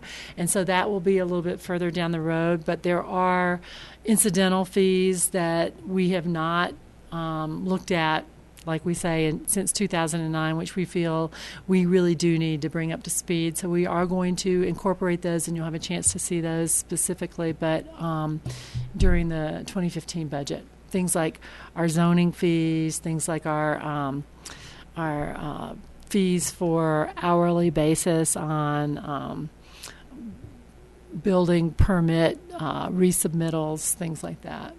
So, and I think what we're doing is we're going up $12 an hour on the planning fee, which is still lower than some other jurisdictions, but an increase of $12 an hour, or going to $12? An increase of $12 an hour per hour. So, and the way we see it is that we're not even really keeping up with what would have been, through the years, a 3 or 4% increase since 2009. Rachel. Cindy, there was some discussion in previous years about, are there ways that simpler permits can be processed with less hours expended? And that may also, I think, fall a little bit in some of the simpler special events, because that's where, we really see that reimbursement fee when we do it out of our contingency fund for some of the nonprofits and all. I'm just wondering, can you report back on progress to segregate the simpler fees instead of a baseline that is no matter what, even if it's a repair to a shed or something like that? That's part of the discussion we want to have in the larger discussion. The board at one point said we'd like to see the easier applications have lesser fees associated, so we don't have just a normal graduated scale to propose to you on that building permit schedule. And you had hit a mark, I think it was $250,000 and below in terms of permits, that those have a lesser fee attached for those $250,000 or less value permits. So we will be proposing that type of a schedule to you. And we did adopt some land use code changes just a couple months ago for some exemptions to site plan review, where de minimis types of development we determined didn't warrant the time involved for the applicant or the fee that was required.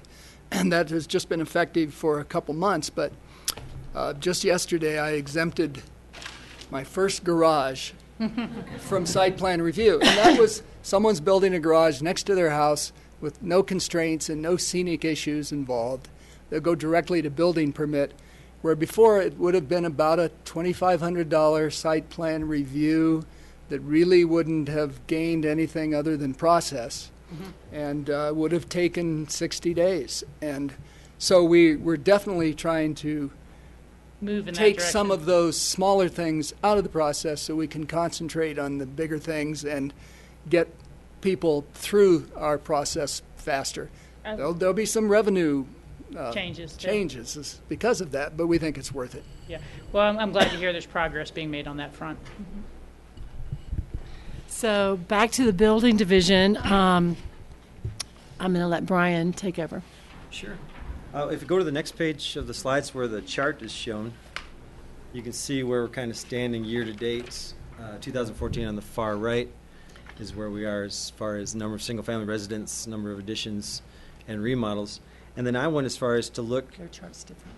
Oh, The chart in your packet is just a little different than the chart up on the screen. We wanted to point out that we made a mistake on that very last line of the demolitions. It says 47 demolitions in your packet, and it's 17 demolitions. yes, sorry. But going back to those numbers, I went ahead and ran a query in our tracking system to see how many we had in-house single-family residents, and there's another 23 sitting on the racks waiting for review and pending review. So if we add that 23 to the 26, we're looking at 49 single-family residence permits for 2014. So that's if they all were to issue.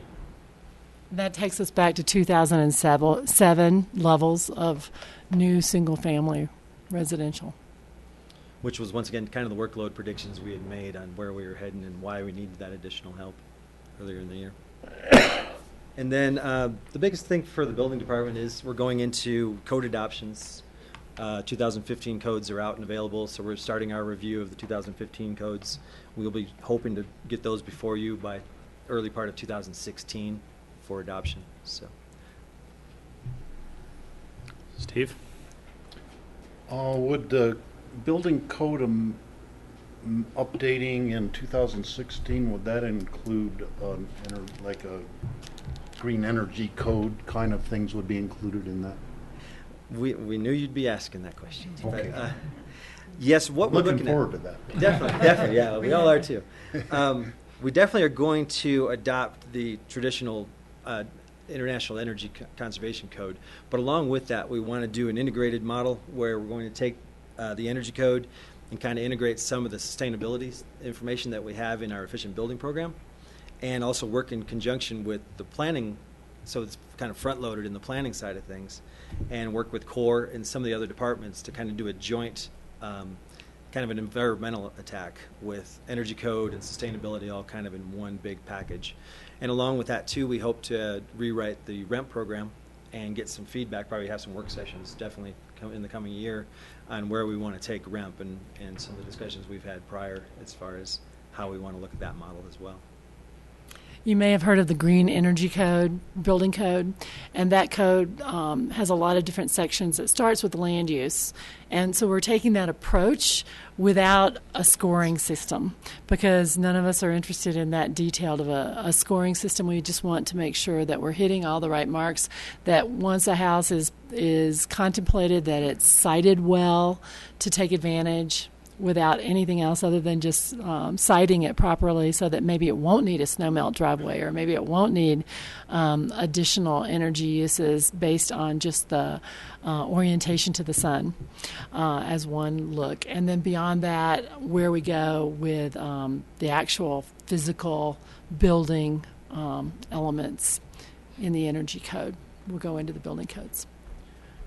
One thing we learned from the efficient building program was that there's a lot of items that kept coming up, and even though there was a point structure to it, there was a lot of people that just by nature and found what worked for their construction projects started implementing certain aspects of the efficient building code. So we hope that maybe by having some mandates or some compliances, that maybe that's a better way to address the efficient instead of a point structure, which is so hard to track and so difficult to keep managed.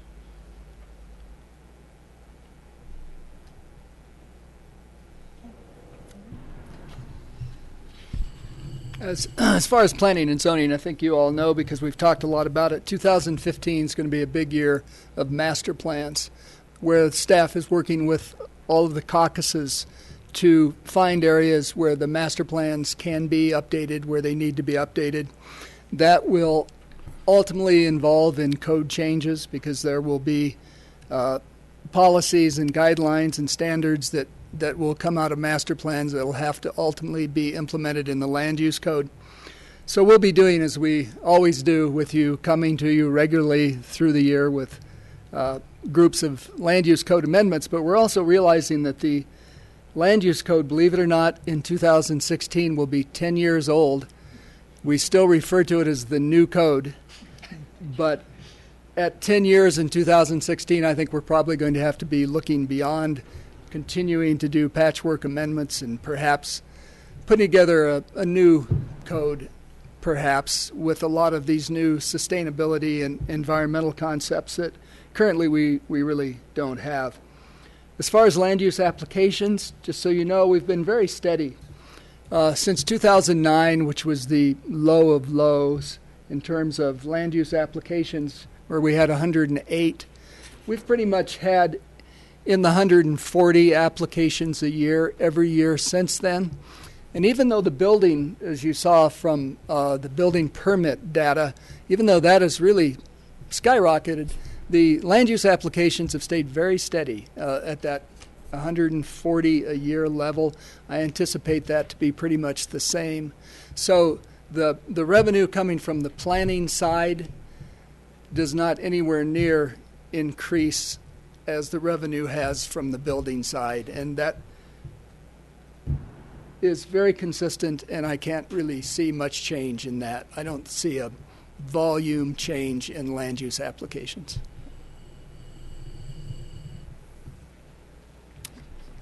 Kurt Dahl with Environmental Health. Thanks. So in environmental health, our story is very similar to the building department. Our construction permits for septic systems will be above our 2013 level. Same with our use permits. We should be at or above our 2013 numbers. Our consumer protection inspections contract, that remains pretty stable. The only increase we've really seen there is a little more demand with special events and inspecting food vendors there. Our use permit process has been in place now for 5 years, and I think it's been very successful. It's doing exactly what we intended it to do.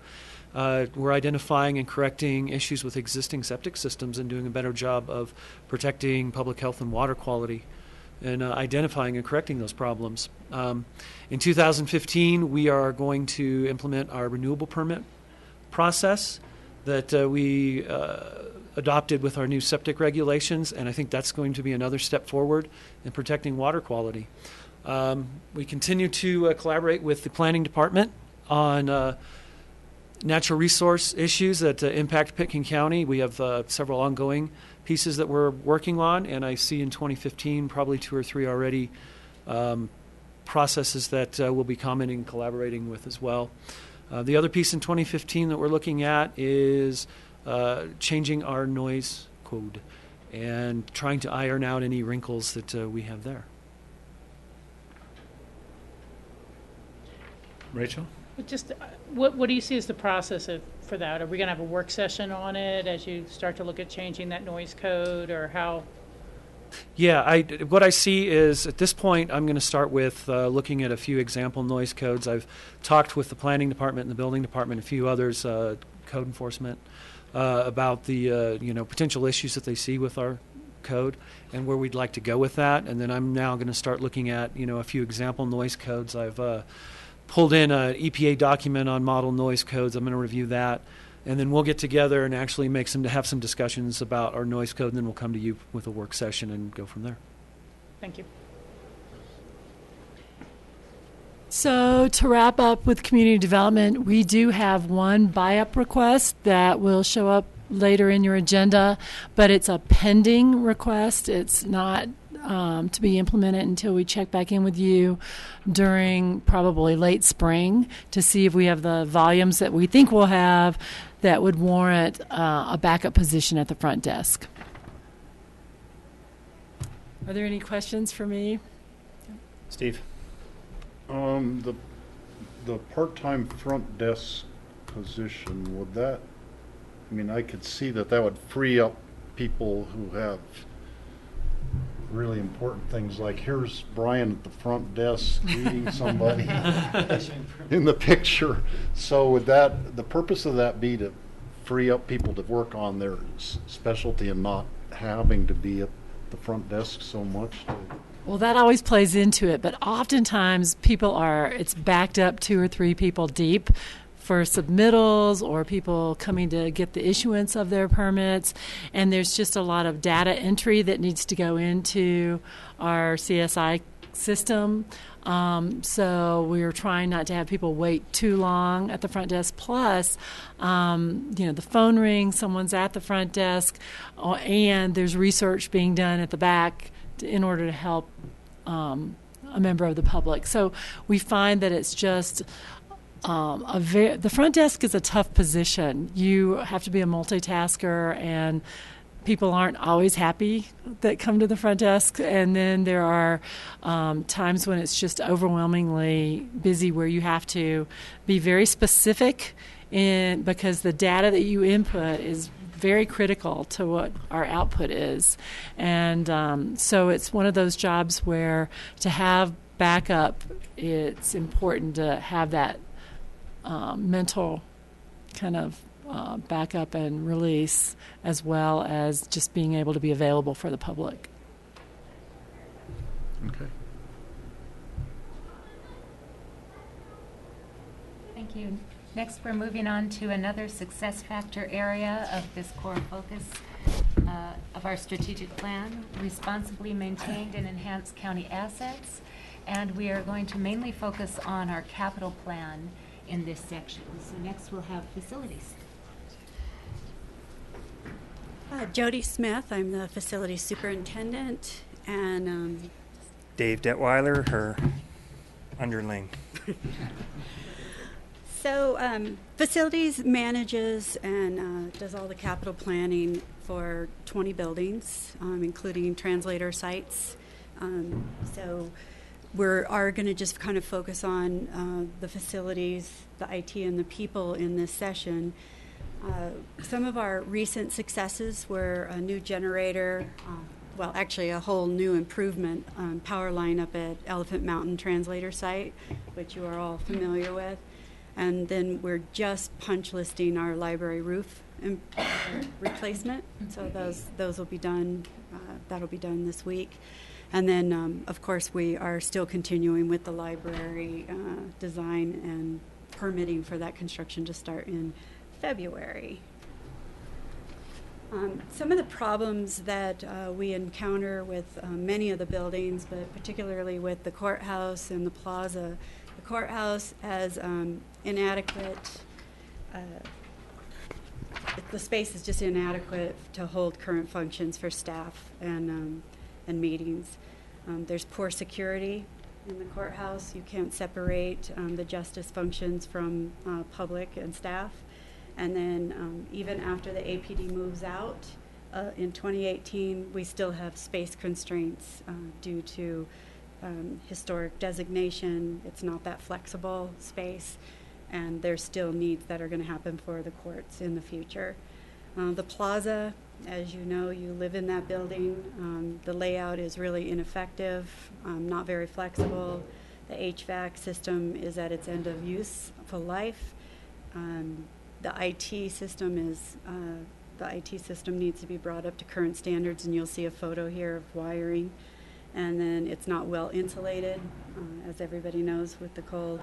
And there's just no opportunity to bring in community development or any other functions or offices in that building. Again, this is community development up here in City Hall. They're doing everything on countertops. You can see Suzanne's office in the corner there, where it is very tiny. It's the smallest office in the county.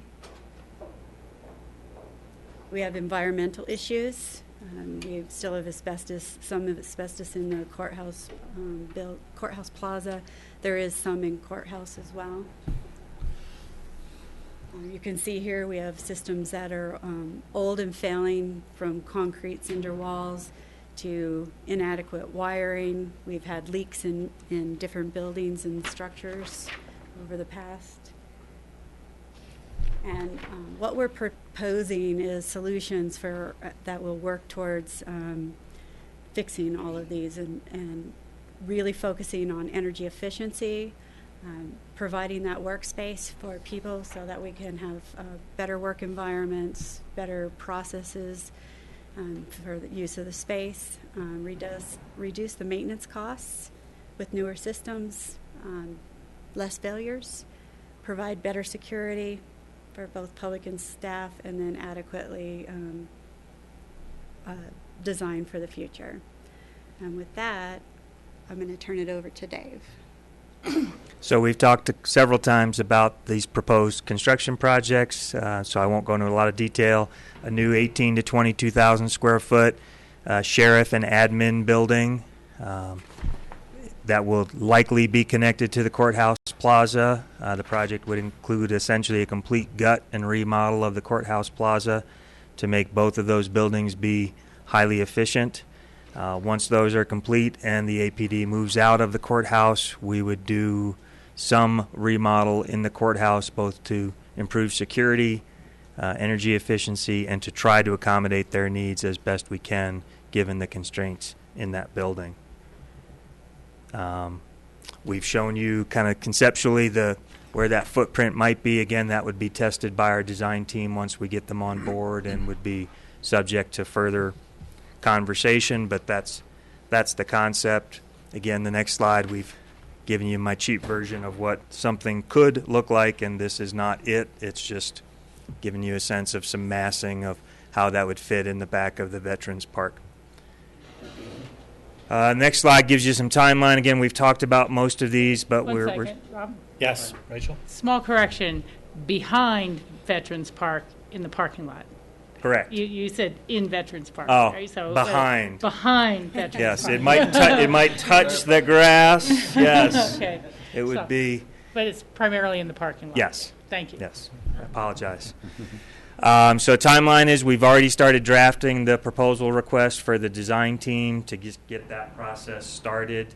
We envision first of next year developing some concepts and budgets that we would bring back to this group for further discussion and evaluation to make sure we're headed in the right track. The rest of 2015 would be spent doing the design, getting public input, working with the user groups. Early 2016, bring a final budget and final cost back to you all for approval. Start construction in March of 2016. And we're envisioning it being a 12-month process right now. And then once that's all moved in and APD moves out, 2018 would be the courthouse remodel. Rachel? It doesn't have to be answered at this time, but we just heard today about the distraction and noise caused by construction that may interfere with the court's activities. And I think that while we're building this new facility behind Veterans Park, we might have the same sort of issues for our own work and workers for that time period. Even just thinking of our meeting room where we meet now, when they start working on something in that back lot, it can be pretty troublesome. And so, we're going to need to make sure we've really thought through that activity, whether there's times we can plan for more work at home days, and that's when they do the heavier, noisier stuff, or whether we, even as a board, will need to meet somewhere else during that construction time period. So, we're going to have to look at the logistical planning of ongoing operations during the construction phase pretty intently.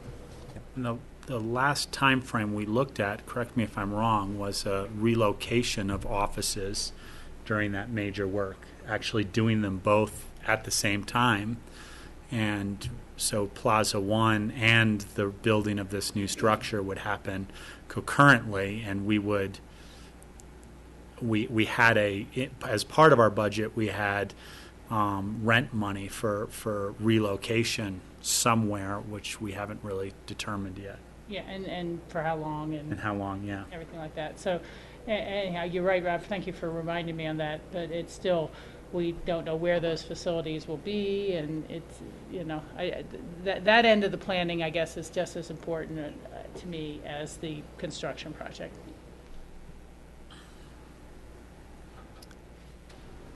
And I just note that the relocation did not include the courthouse, and so we are paying attention to the noise mitigation on that side of the building, just like we are on the Galena Plaza side now. Correct. Any other questions? Okay, and just to wrap up facilities, we do have a buy-up request for an administrative assistant FTE. This would be changing our part-time employee from 24 hours to 40 hours. That is a recommended. That will be recommended by the budget committee, and will be in your packet at later date, or later on this afternoon. And we will be coming back, if that's approved, then we'll be coming back in the next few weeks with a buy-up asking to implement that early. Okay. Sounds good. Thank you. Thank you. Next, we have roads.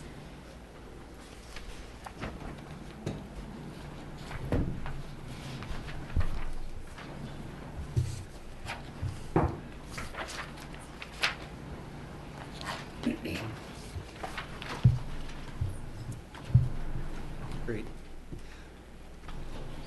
We are here to talk about our road plan, and I'd like to talk a little bit about an overview of our Public Works organization as well before we get into that. And it's an exciting time. Every year budget seems arduous and we have to get into it. This year there was an excitement about it for Public Works just because I think we are looking to the future so we can plan better and we can get away from some of the mundane operations that we're having to take on over the last 10 years. I think we're really in a mode of operation right now with fleet and road and bridge, transportation and the landfill to look to the future and to make things better rather than just trying to maintain what we have. And so you'll see that theme throughout this presentation, including when solid waste comes up later in the day. But to talk a little bit about our facility at Public Works, this is a 1991 vintage building. And right now we house a little over 20 employees with Public Works, Environmental Health, Open Space and Trails. And this year we housed our evidence storage at Public Works. And so we seem to be a little bit of a catch-all for what's needed by the organization. With regard to our roads, we have 265 miles of road. They are maintained by our Road and Bridge Department of 10 employees. Bert Pierce and G.R. Fielding, our county engineer and inspector, take care of the roads from a capital improvement standpoint. We have 5 total employees with Public Works, myself, Melissa Sever, G.R. Burt, and Mike McAndrews, who runs the road department. Between these 5 people, we maintain the roads, and we also take care of a very customer-oriented weed control department, where we take care of the weeds on county roads, county lands, and we give money to citizens so they can maintain their weed problems as well.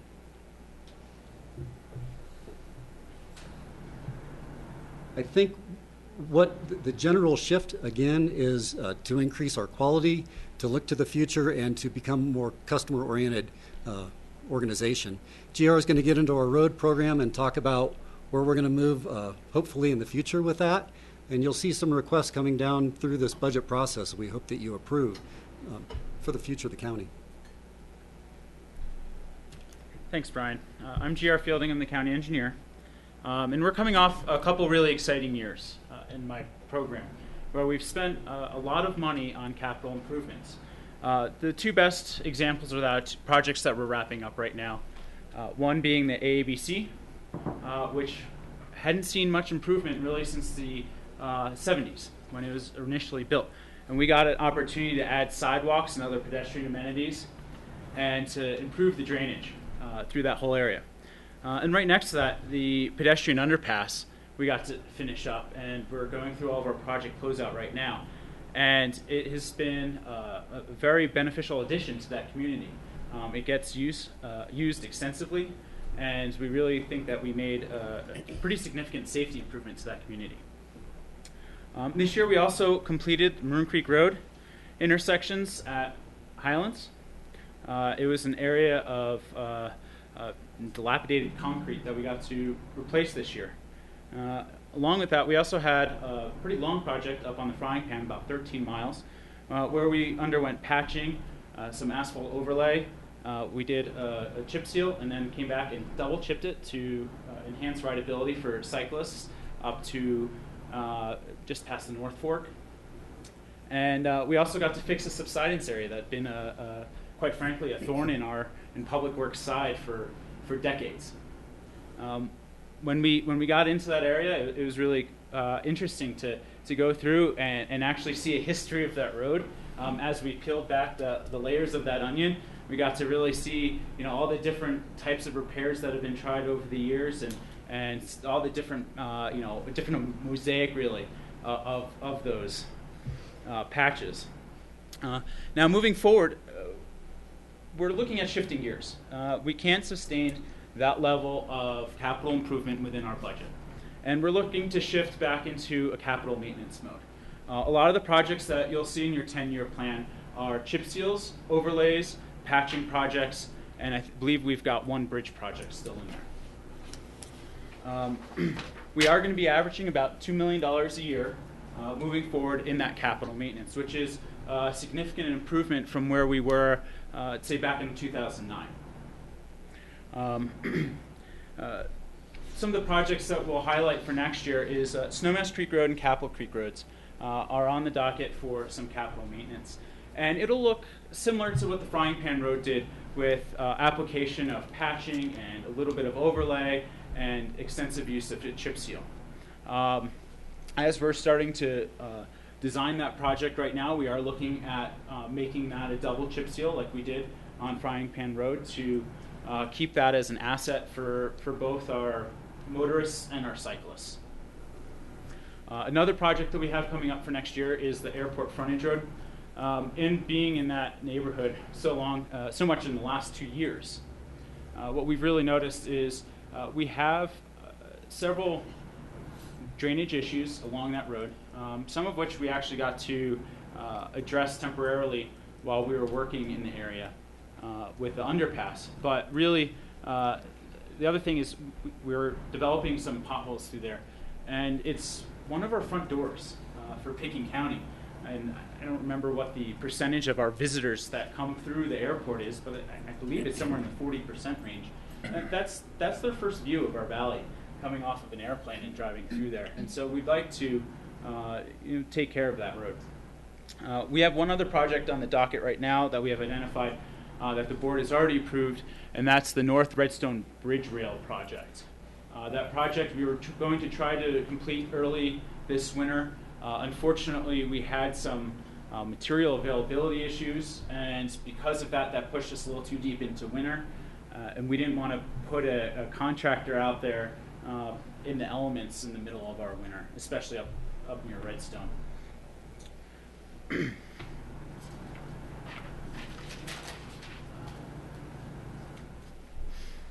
We do have a buy-up request in this year, and that position would be a project engineer and a project manager. The way that the write-up is proposed, it is proposing $33,000 in savings in consulting costs and more availability of our department's time.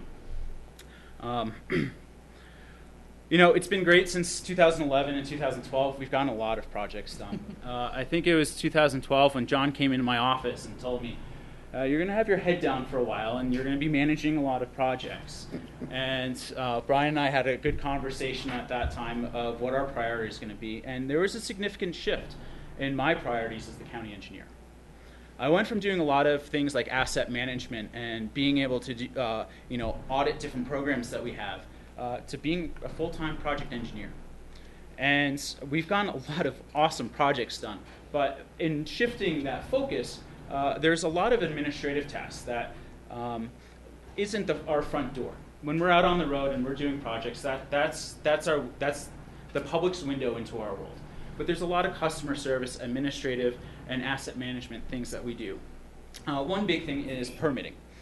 For the right-of-way permitting that we do is any projects on a county road that's either a utility connection for someone that's gone through their building permit process, utility companies coming through and putting in new gas lines, any of that requires our time in collaboration, permitting, review. And right now, the way that our program is run for permitting, unfortunately, is at a point where we're doing our permitting by committee.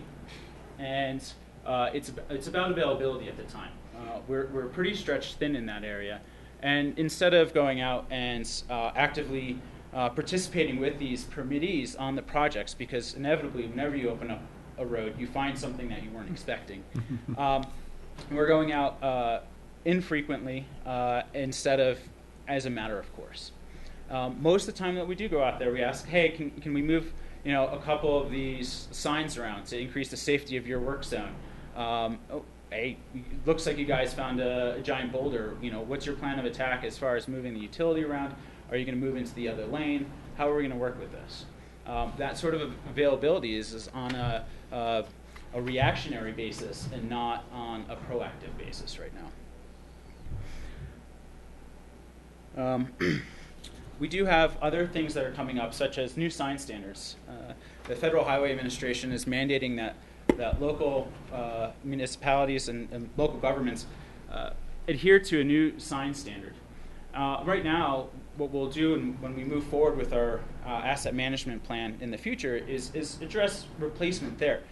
But unfortunately, we don't have the staff time or capacity right now to do an audit of our signs. And if we go back through and replace signs right now, we'll get to the new standard of how bright that sign is at night. But we're probably just going to be putting the same sign in that we put in 1985. And is that really appropriate, or should we have the opportunity to go through and look at what's appropriate for that location now?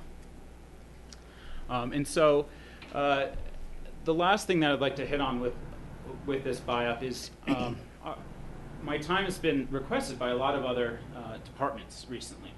Right now, good examples, you'll be hearing from the landfill about a number of different projects, and I've been working with Kathy on the septic waste treatment facility. And very exciting project that's moving forward, but it's something that's a little bit outside of the realm of what the landfill staff usually does, and it's frankly outside of the realm that I usually do, but at least I can lend a engineering background and an understanding of some of the jargon into that project team. Open space and trails. When Gary gets grants from CDOT, one of the requirements for a CDOT permit is that they name a resident engineer. That resident engineer needs to be a licensed professional, and in the past I've been able to be listed on some of those projects, but my involvement in that project has probably been to a lesser extent than what we would have hoped.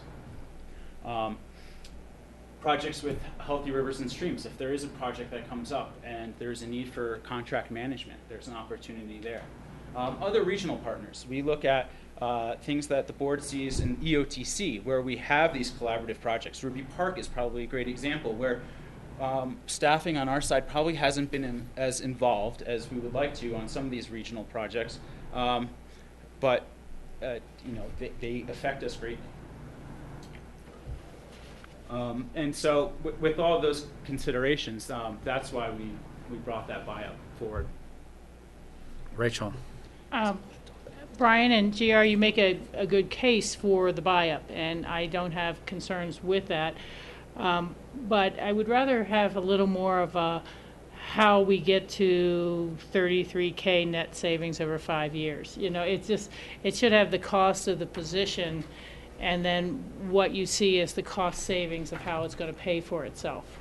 But right now it's just kind of a statement of the savings without the cost of the new position. And Rachel, and how those will be realized. I'm sorry, that will be broken down on a subsequent slide when we get into the decision point. So you'll see that there are project savings as well as anticipated contributions from enterprise or special revenue funds. And so we do have that breakdown a little bit later in the presentation.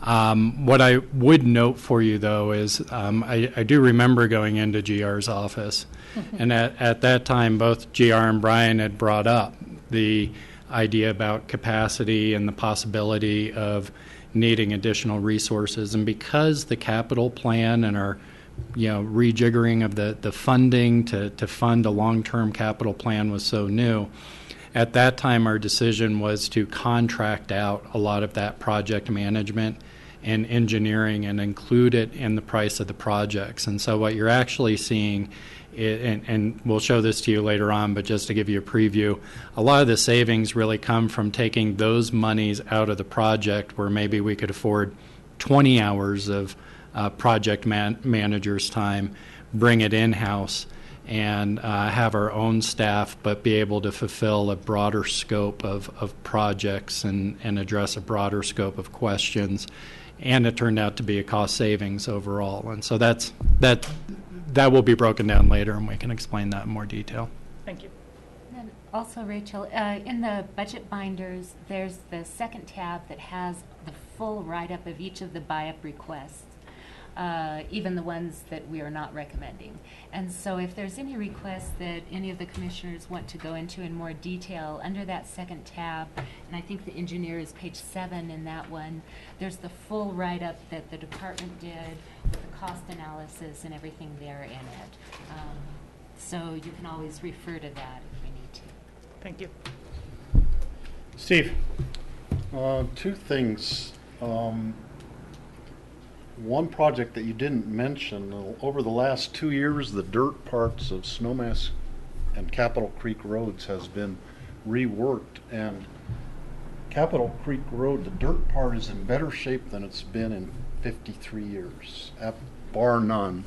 It is just, you guys have worked wonders on the roads with the budget you have, and I think that should be noted, that the residents there have noticed that. Another possibly upcoming project or something to be aware of is, and I just heard it on the news this morning, that the state of Colorado is not going to be installing a certain type of guardrail because of safety considerations, and I think the county should be aware of that and look at it, and we might, that might be something else for the project engineer to be looking at, guardrail projects and possibly replacing some. I don't know what type of guardrail they're talking about, but that's just one more thing, a public safety consideration. And that's exactly the type of asset management for all of our guardrails, culverts, signs, and obviously the lane miles of our roads that we're really looking at taking a hard look into. Yeah, and the type of guardrail you're referring to is not a problem on county roads.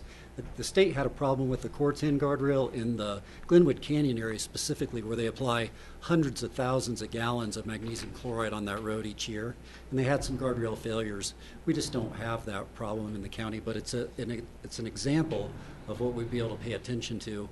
Along with GR, he comes in with ideas all the time that get put on the back burner because we just don't have the resource to implement them or to examine them or to investigate them. So with this new position, we hope to have a more creative and proactive department. I just want to take a moment and say, this department was one of the big, accelerated spending things that we did, and it was in our 2011 year budget for our 2012 budget, and we really did put a lot of pressure on you. And I'm in favor of this buy-up because we've been so effective in doing things over the last couple of years, and I want to personally say that GR, I think your ability to manage various things and your understanding and your ability to convey things to us as a board has been instrumental in us putting that confidence in I think what was several $1 million increased spending in a very short period of time, and we knew that the money was going to be managed wisely. We knew that there were going to be extreme savings by doing that, by piggybacking off of various state bids and those sorts of things. And I think you've just done a tremendous job. And your ability as a manager, the both of you, having this person to oversee projects, I'm very confident moving forward that this buy-up request, which, even as it's represented here as a net savings, it will allow you guys to take your skills to a higher level and manage the partner at a greater to find even more savings out there. It's a perfect example of someone, really learning skills to help the organization. And I compliment you guys on that over the last 4 years that I've been involved. Thank you. George. Thanks. I've got a couple of comments and questions. Back to your referral, GR, when you were talking about how you were going to address the needs on Capitol Creek and Snowmass Creek in terms of the overlays and the making that bike friendly. I think we, as we recall with the conversation with the Upper Frying Pan road, we did have to compromise that section because it was not in the budget. And I think as we move forward, we should budget out all of our improvements to our roads to be bike-friendly. I think that's part of our culture here in Pickens County.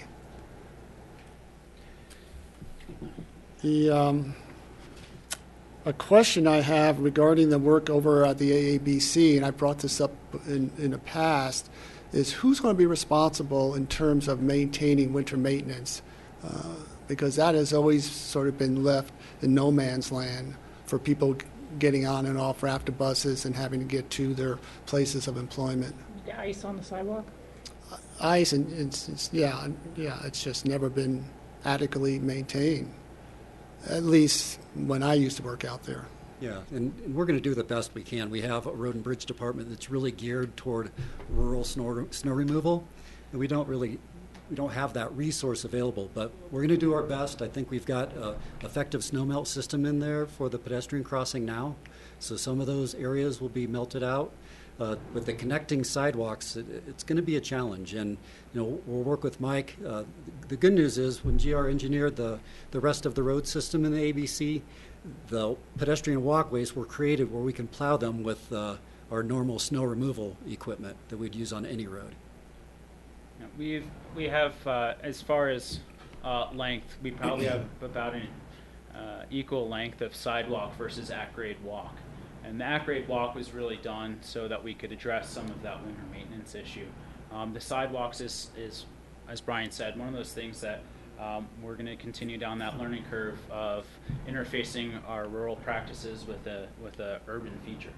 So the ramps going up and down from the underpass into the BRT stations, is that Raptor's responsibility, or is that sort of in no man's land? Ultimately, it's ours. It's our project. It's the county's asset. Okay, well, I just think that's critical.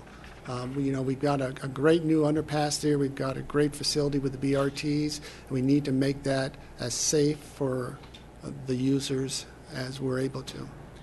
Well, since our opening of the underpass right before Christmas in 2013, we only had a few small instances where we had any issues of snow on the ramps or the sidewalks leading to and from the underpass and those and the bus stations themselves. Really, the next area, if you will, is once you get out to the sidewalks that are adjacent to the county roads. That's where we're still seeing some snowpack, and our top priority is still to get out and clear the highest travel roads and those sorts of things. The other question I bring up every year, and if it's adequately served by the budget, that's fine, but in the line item budget for road impact fees, I've seen the 5-year plan, it's held consistent. And every year I see Mike and his crew up on West Soapers Creek fixing damages done by large trucks in terms of the construction going on there. And if those impact fees are covering those costs, covering the time that we're spending out there, that's fine. But if not, we need to look at bringing those up to cover our costs.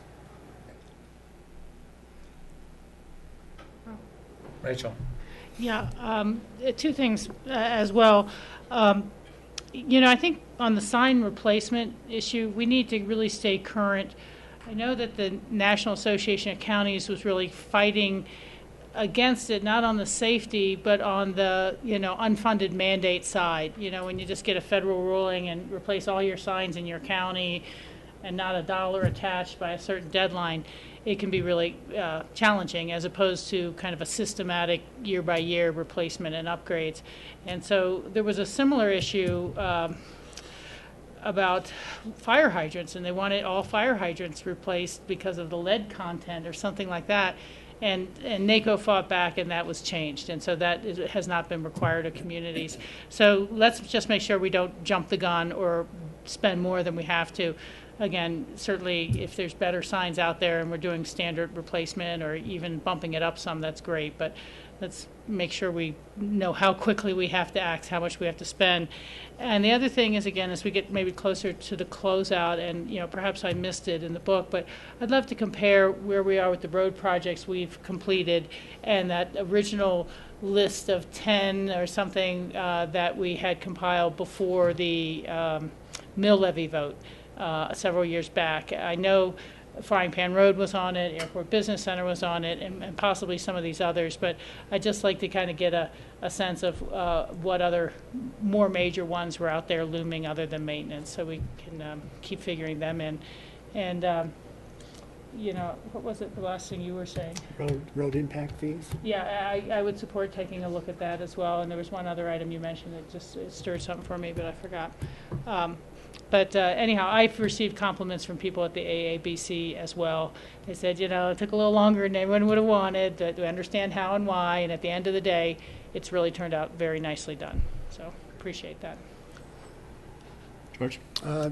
Rachel reminded me on the signages, I think right now our community is rated as a bronze bike-friendly community, and we're trying to, at least Aspen, and I think the county as well, we're trying to move that up ultimately to a gold rating. So as we have these great quality road improvements up all of our drainages, we need to have signages along there in terms of share the roads, not only for the automobile traffic, but certainly for the cyclists, that they're aware that they're sharing the road as well. That's right. That's a good point. We're working with GIS right now and Open Space and Trails to a lesser degree to identify bike-friendly roads in the county as potential trails for people to ride on. So hopefully when we generate a map, those roads will be included on there, and we could sign those roads specifically for that. That's a good idea.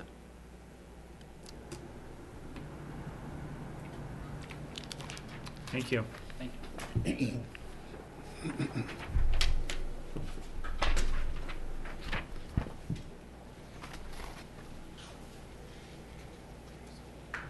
I guess we failed to introduce ourselves last time, but I'm Brian Pettit. I'm the Public Works Director, and Jonah Frank's our Fleet Manager. He's doing a great job out there with the Fleet Department mechanics. We met with the Road Department yesterday, and just to do the transitional change from summer to winter. And it was the first time in my history that the Road and Bridge Department operators complimented the mechanics. It just doesn't happen. It was an amazing moment with, kumbaya, and everything was perfect. So Jonah runs a great shop out there in a very customer-oriented department. Our fleet department maintains about 190 vehicles. Currently, we have 6 employees that are budgeted. One position is not filled. We provide services to our fire department and to the Town of Snowmass Water and Sanitation Department as well. This year was a challenging year. Again, we were able to take on a lot of the Sheriff's Department's needs for evidence storage. Jonah was able to solve that by buying a couple shipping containers and storing them in our own building. And now we're in the process of trying to find a home for them so we can have our space back. But along that lines, Jonah runs a great fleet. Our vehicles are top-notch. They are in great condition, and it's usually repairs and preventive maintenance that are the culprits. It's not rebuilding engines and things like that. Along that line, Jonah will talk about our replacement philosophy within fleet and the upcoming replacements that we have in 2015. So, thanks, Brian. As Brian was saying, with some of our replacement philosophies, that is to help us with the unpredicted repairs and the downtime that we can't have with the departments that need our vehicles and our services. So for our larger equipment, we run like a 10-year to 15-year replacement strategy with a 3,000 to 7,000 mile or hour goal. And our smaller vehicles, we run a 5 to 10-year replacement with a 75 to 100,000 mile goal projections. Those, help us keep those vehicles on the road for our departments and our customers. A lot of our users, our higher users in the 5-year range that we're replacing are, averaging 25 to 30,000 miles a year or more. You know, they're really getting used.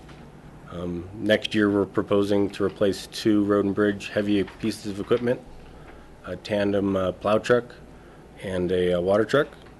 You know, the maintenance costs and the years of service have gotten up there and they need to be replaced. We also have 5 sheriff vehicles proposed for next year for replacement. 2 in-town pool vehicles that are due to be replaced. A community development, their truck is already seeing some age. It's not that old, but they drive it a lot. And then Health and Human Services has requested an additional vehicle with their expanded use. Steve? I noticed that the 2 in-town pool vehicles are averaging 40,000 each. The community development vehicle is 38,000, and the human service vehicle is 43,000. Is there that much difference between the kind of vehicles that they're using for? There is some difference there. For community development, we need a 4-wheel drive vehicle with low range capability, and there's not many of those vehicles out there anymore. We're trying to get a small vehicle that can go up in the woods in the areas that they need to go and travel, so they don't get stuck, they don't have failure or issues. Then the other vehicles, we're trying to get hybrid all-wheel drive vehicles, and so the cost of those vehicles is a little bit higher. Okay.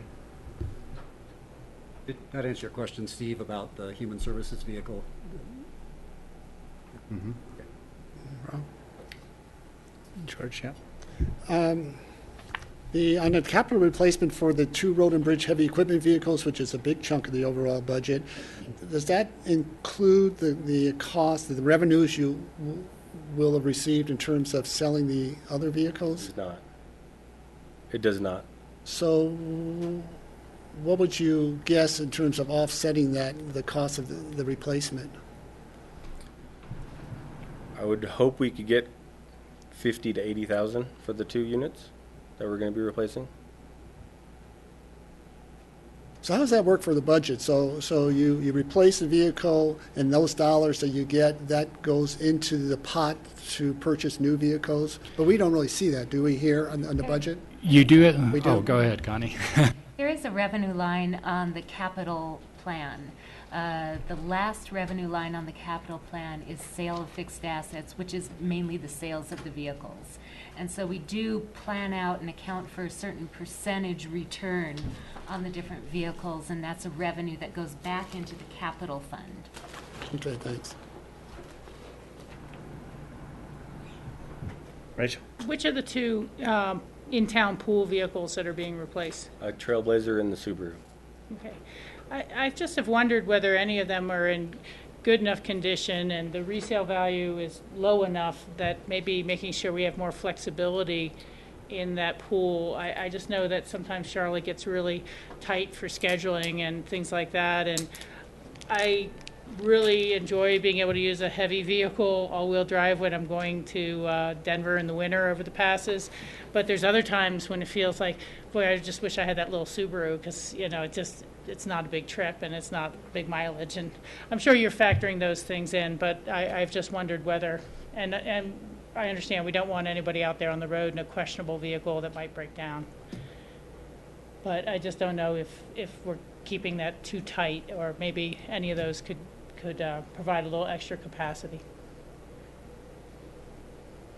Yeah, and I think if we look at increasing capacity, one of the things that Fleet has been trying to do is manage the assets to get the most residual value, to George's point about the revenues, and also minimize the impact on repairs and costs associated with that. And so my sense is if we want to increase that capacity, we should look at an additional purchase for pool vehicles. And we just haven't seen, we typically look at the mileage. We're close, and I agree with you. There are times I've wanted a vehicle sometimes, and they're not there. We typically are looking at the mileage usage, right, the utilization based on mileage to reach that tipping point and suggest a new vehicle, which I don't know where we're at on those pool vehicles right now, Rachel. I suspect we're getting close, but we didn't hit it Sure. Well, this year. I'll leave it to you guys. I just kind of want to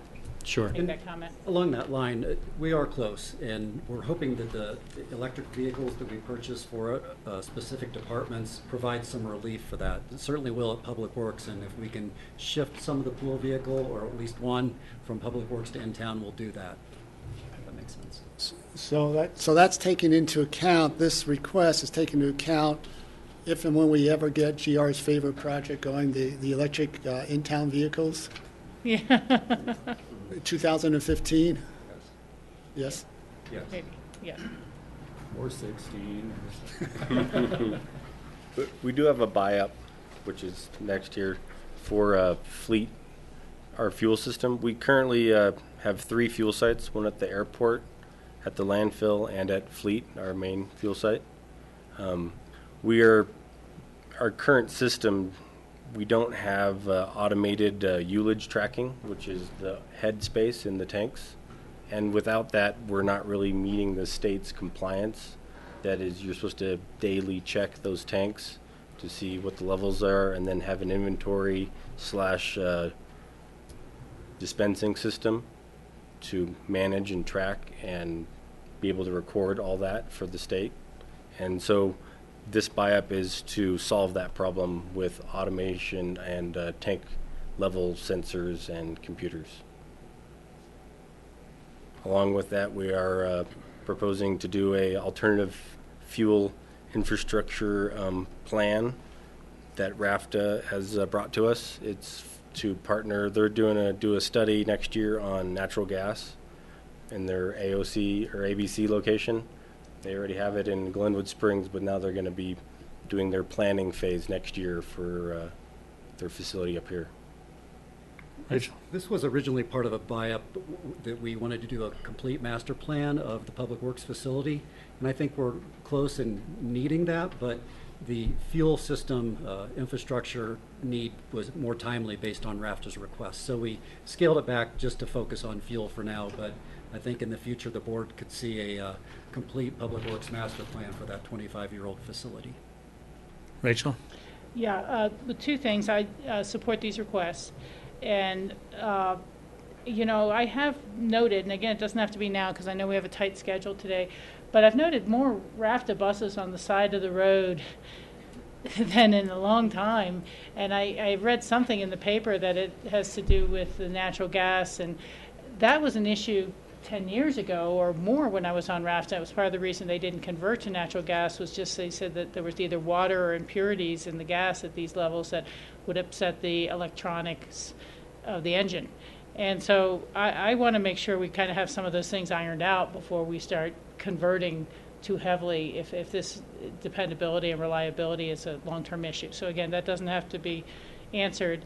And I hate to skip backwards, but I did have one question that's a little more for GR or Brian. But the road, the work on the airport frontage road, it's not going to be work that we have to redo or tear out when we do the terminal improvements, is it? Or will some of it? I mean, I understand you have to keep our conditions up until that point.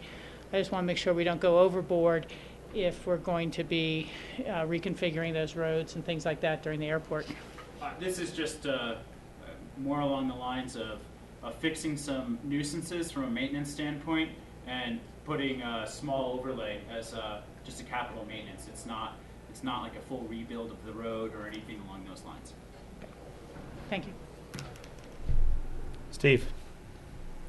Jonah, the little mention of leak detection rang a bell with me. At one point, RE1 had an underground diesel tank leak for a long period of time, and it cost a huge amount to excavate out all the ground that had the diesel had leaked into. And if we could somehow prevent that from ever happening to us, that would be good. But yeah, that could is you our talk a little intention bit with about these leak systems. detection and just the prevention and containment and all of that? The detection, you know, without a system like this, you can't really detect it to that level because you don't, you know, you're manually sticking it daily, you know, to have the records and everything merge to where those numbers are perfect, and you can tell without a doubt. Those are the type of systems you need to prevent the leaks from happening. And then as far as like Superfund, there's funds for the fuel sites for any sort of spills and anything of that nature if there was one to be found. But we're hoping with the automation that we would control that. I think that also that will be part of the study for our fuel infrastructure plan. While we're looking at alternative fuels, we're going to look at our existing fuel systems too to make sure that they are made and up to current standards so we don't have a leak. Rob, you thanked us earlier, and I want to thank this board because I talked to my counterparts in the Front Range, and a lot of times commissioners and councils get involved in specifying what kind of tires that we buy.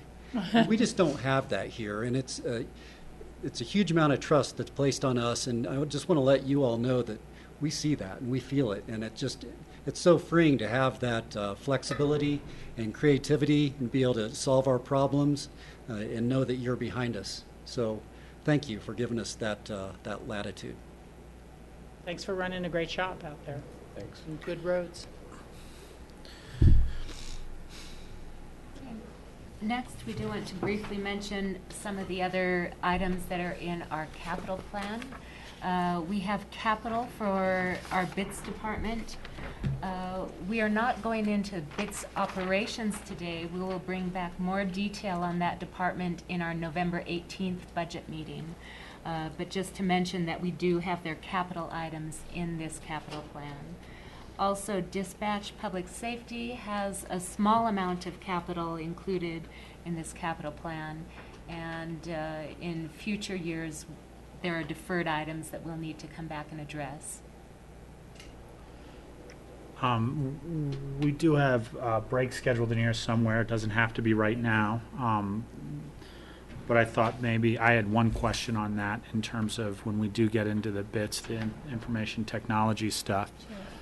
Knowing the offset, we talked about offset in another portion of the budget too, but I think that's a big change this year. Mm-hmm. And we've got an offsetting expense that we've been paying to the city for information technology.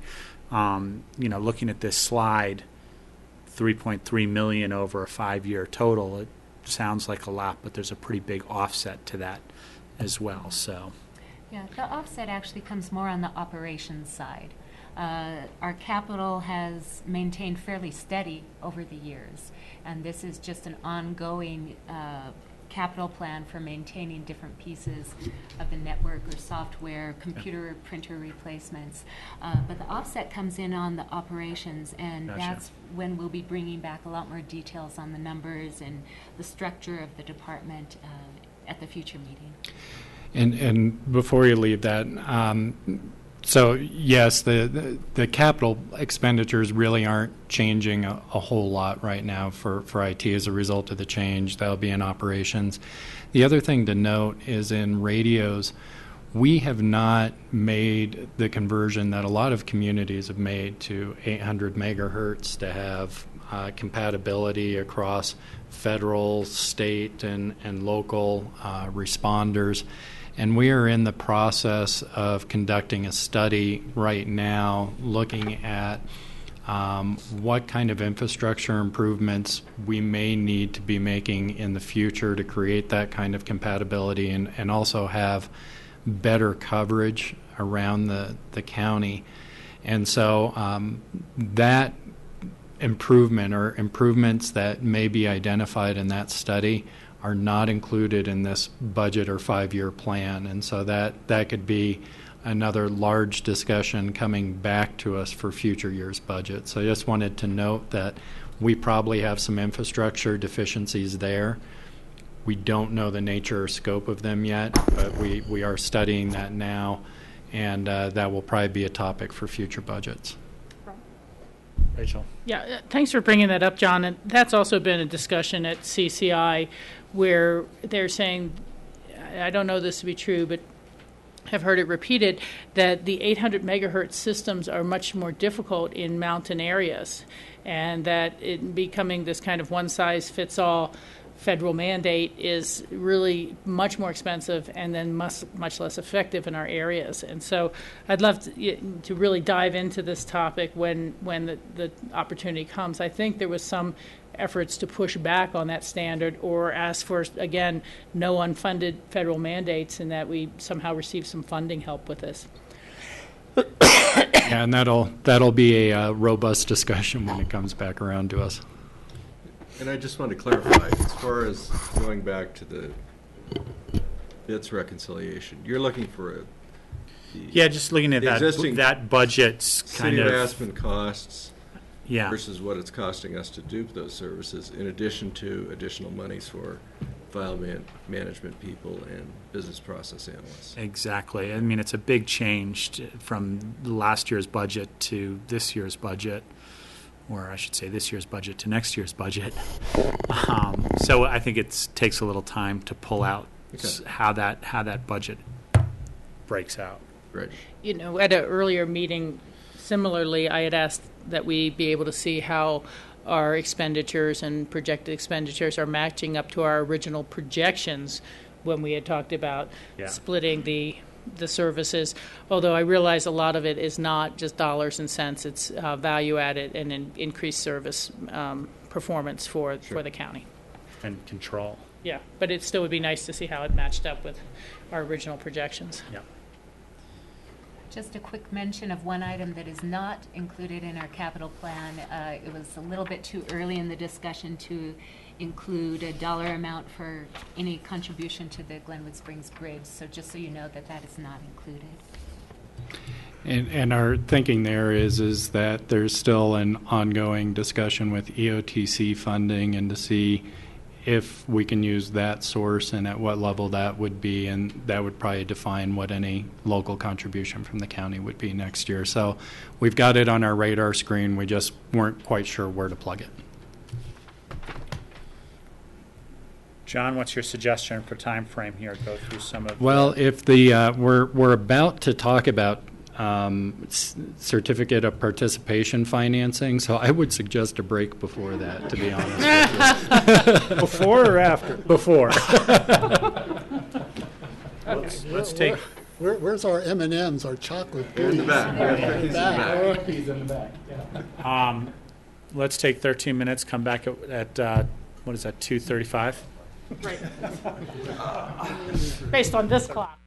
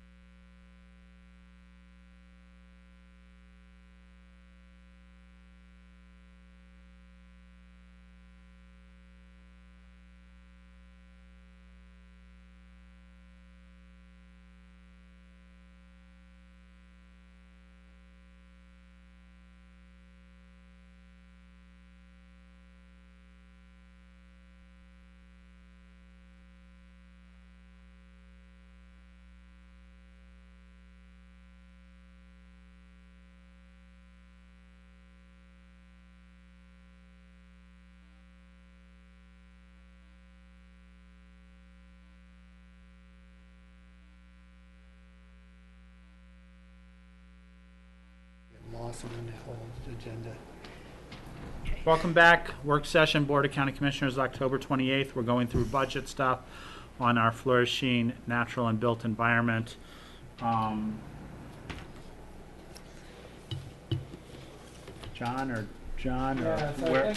where we are and where we're going. So where we are now is we're starting to move into our decision points, and we'll get into a few more numbers than we were when we were talking about kind of the context of our budget decisions. And the first thing that we're bringing back to you is a discussion of potential project funding methods for the proposed facility improvements to the courthouse plaza for remodel and addition. And this is in response to a specific question that Rachel had asked about the differences or potential differences in funding methods between certificates of participation, revenue bonds, or general obligation bonds. And with that, I will turn it over to Tom to lead off this discussion. Good afternoon, Tom Oken, County Treasurer. As John was explaining, Rachel had asked, how much cheaper would it be if we issued, say, general obligation bonds instead of lease purchase certificates of participation.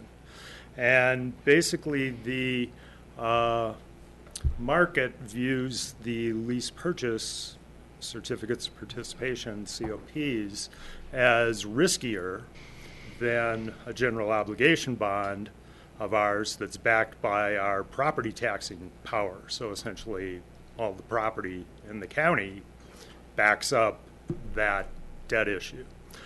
So that's really our cheapest financing option. And the spread in interest rates, how much cheaper it is about 0.4% cheaper.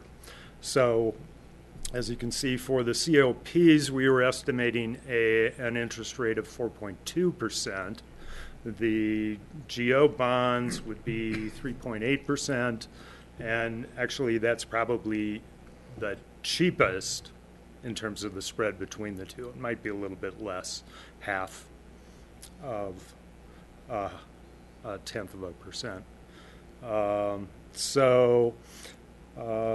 There is another alternative kind of in between, and that's what's called a sales tax revenue bond, in which we issue debt, but it's backed by our sales tax revenue stream. We only pledge that revenue stream to it. That's seen as fairly secure for this too, and you'll see it's only 0.1% more expensive than general obligation bonds. And the reason for that is that our annual general fund sales tax is $8 million. And so if you're guaranteeing a debt payment stream of $875,000 here against, and you have $8 million in revenue to pledge against it, that's viewed as very secure as well. So kind of the bottom line there is I just took it down to the present value of the savings in debt over the 20 years.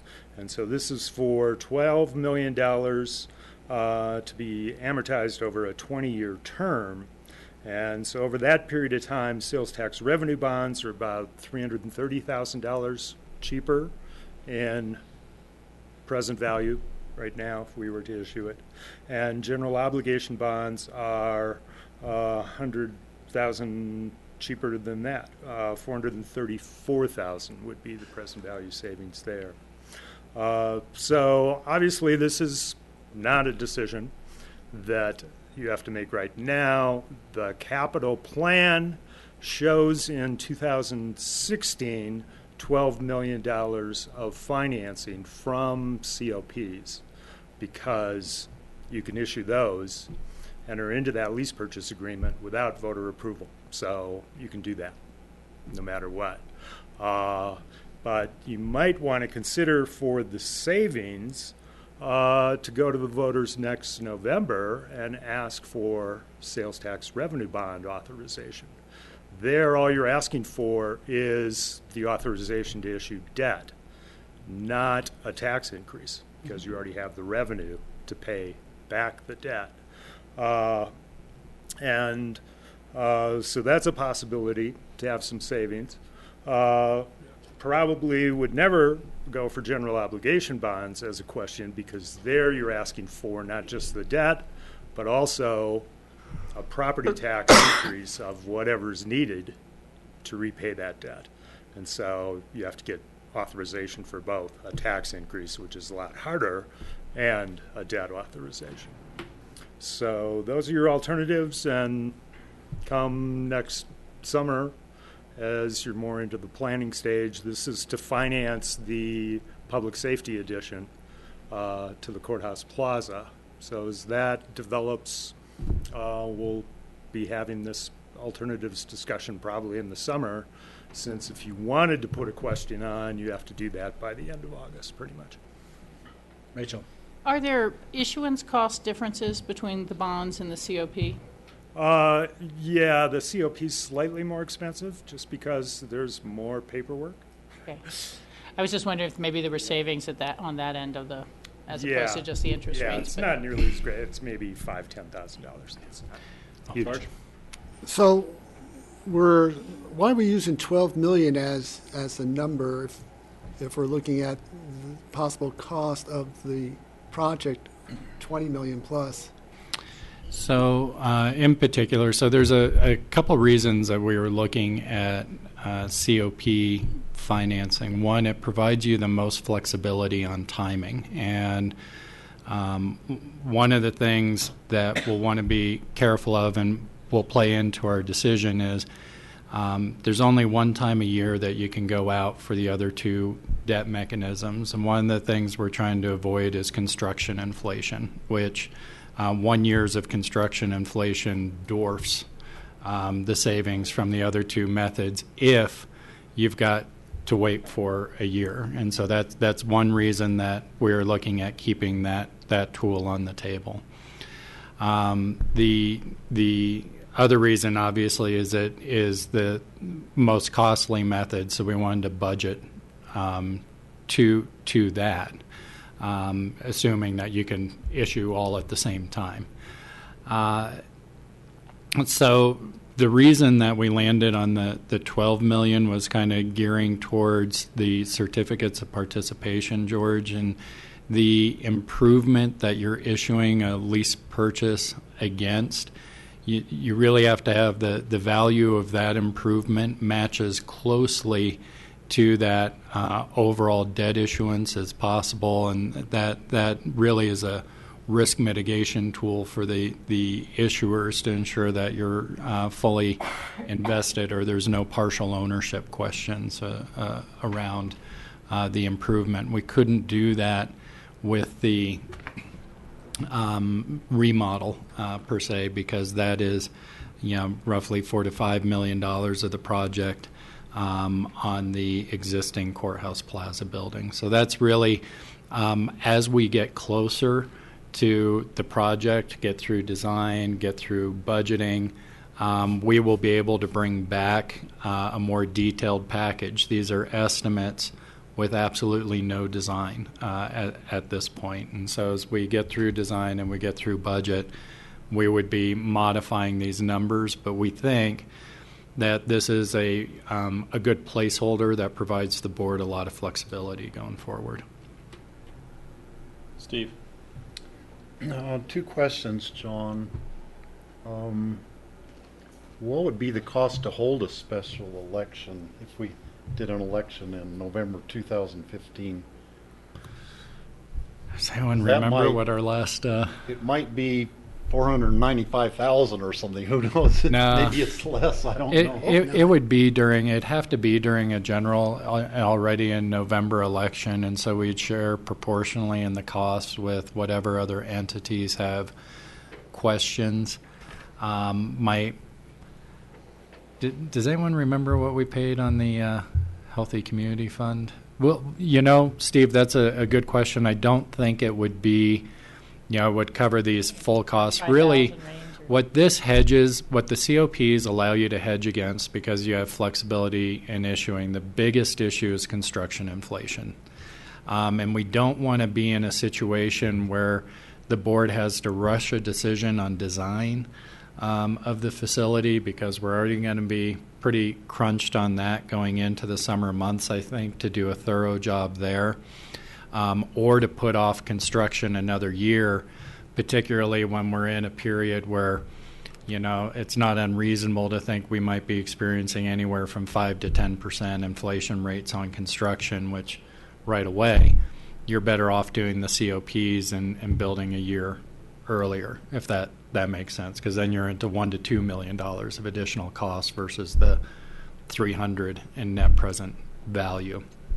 But Tom's point is right, that if we're through design, you have something that you're comfortable with before that August time frame when we need to begin notifying the clerk's office and certifying ballot language. If we find ourselves in that position, and we also find that there aren't other competing ballot questions that the board would take into consideration, it could make a lot of sense financially for us to go out. And the good news is we think this budget would only benefit from that decision. But again, it'll cost us more if we rush design or what have you. And there would be an offset. I mean, there's definitely a cost to participating in those elections that would come off of this, and I just don't know what that would be off the top of my head. 20,000 range. Yeah. Okay. If we decided to go to the voters for the bond issue and then it failed, how long would it take to do the COP at that point? We have the legal ability to go and do that immediately after an election, or is there some rules we don't know about? No, you can go right ahead. We could proceed immediately then. Yeah, to prepare that. Okay. Yeah. Thanks for the information. As everyone said, it's a decision for a later day. This next chart is a 25-year look at fund balances for the general fund, both looking back to 2000 and then looking forward to 2024. It's just to give a little perspective in the ups and downs, and with the largest capital project that we've taken on in decades, what kind of effect does that have, and compare it with where we've been historically and where we think we'll be 10 years from now. So you can see that 2000, 2001, that was our low point. We were down closer to $4 million in our total fund balances for the general fund. Over the next 12 years, there was gradual increase in accumulation in our fund balances up to our high point in 2011 and 12. At that point, we started to invest in some major road infrastructure projects, and we spent down part of our fund balance. The facilities projects that are proposed in our capital plan would bring that fund balance down even more, down to a low point of $10.5 million in 2016 after the projects are complete. But then it increases up again to about $15 million at 2024. So this just kind of gives you an idea of what it looks like with saving up and then spending down, saving up and spending down, and compare it to where we were in the past. And this is just as much for the public's benefit to understand. I think there sometimes is a perception out there that as we've come out of the recession, that we've used fund balance to get through that and are somehow at a low point, when in fact, if you look at historically, we've accumulated fund balances that we've now been putting towards capital improvements. We started with roads, and our proposal now is to move on and address facility needs. One thing in looking at this chart last night that I think would be useful, because it's really only one piece of, I think, a two-piece puzzle, which is revenue and expenditures. Fund balance only tells one part of the story. I mean, a 20 million fund balance is healthy if we're spending $10 million a year. It's not healthy if we're spending $100 million a year. So the other side of the story is what our expenditures are out of the general fund every year and what our revenues are. Obviously, the difference between those two is whether or not the fund balance increases in any given year or decreases in any given year. But just saying that, you know, a $15 million fund balance is healthy, it really depends on what our budgetary expenditures are of whether or not that is healthy. And I know some of these fund balances or some of these different colors on this chart are directly related to that because of state statutes and having to have a reserve of a certain amount of our spending. So that would be an interesting piece to include in here, is that expenditure line and the revenue line, and then you could see the difference, and that's how much we go up in a year or how much we go down. When expenses are greater than revenue, that this bar goes down. When expenses are less than revenues, this bar goes up. I think it would give a fuller picture, at least. It kind of felt like that was missing a little bit. And I know we've looked at this as well, and we look at expenditures and revenues separately, but putting them together, I think, for me, would be helpful. Well, in prior years, we've shown the kind of flat $4 million. Yeah. As basically from the green area down. And this shows an adjustment with I think a 16% reserve. So you can see in the out years, that's adjusted on the expenditure side as a percentage. But in terms of a net-net, we can show you something different too. Thank you. Steve? I noticed that on the restricted funds, there was a terrific drop in it, and that's the yellow block. And the year 2013, what was the difference between 2012 and 2013? I believe that is where some park mitigation funds were spent.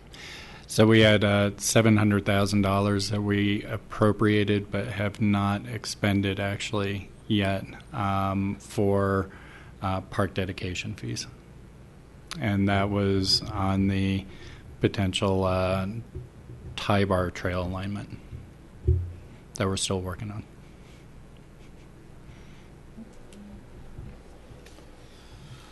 So the next chart is the same information, but just looking more closely at 2014 through 2024 to show our projections of what we think the impact of, as Rob was saying, our expenditures and our revenues, what we're projecting, what we're budgeting, how will that impact our fund balances.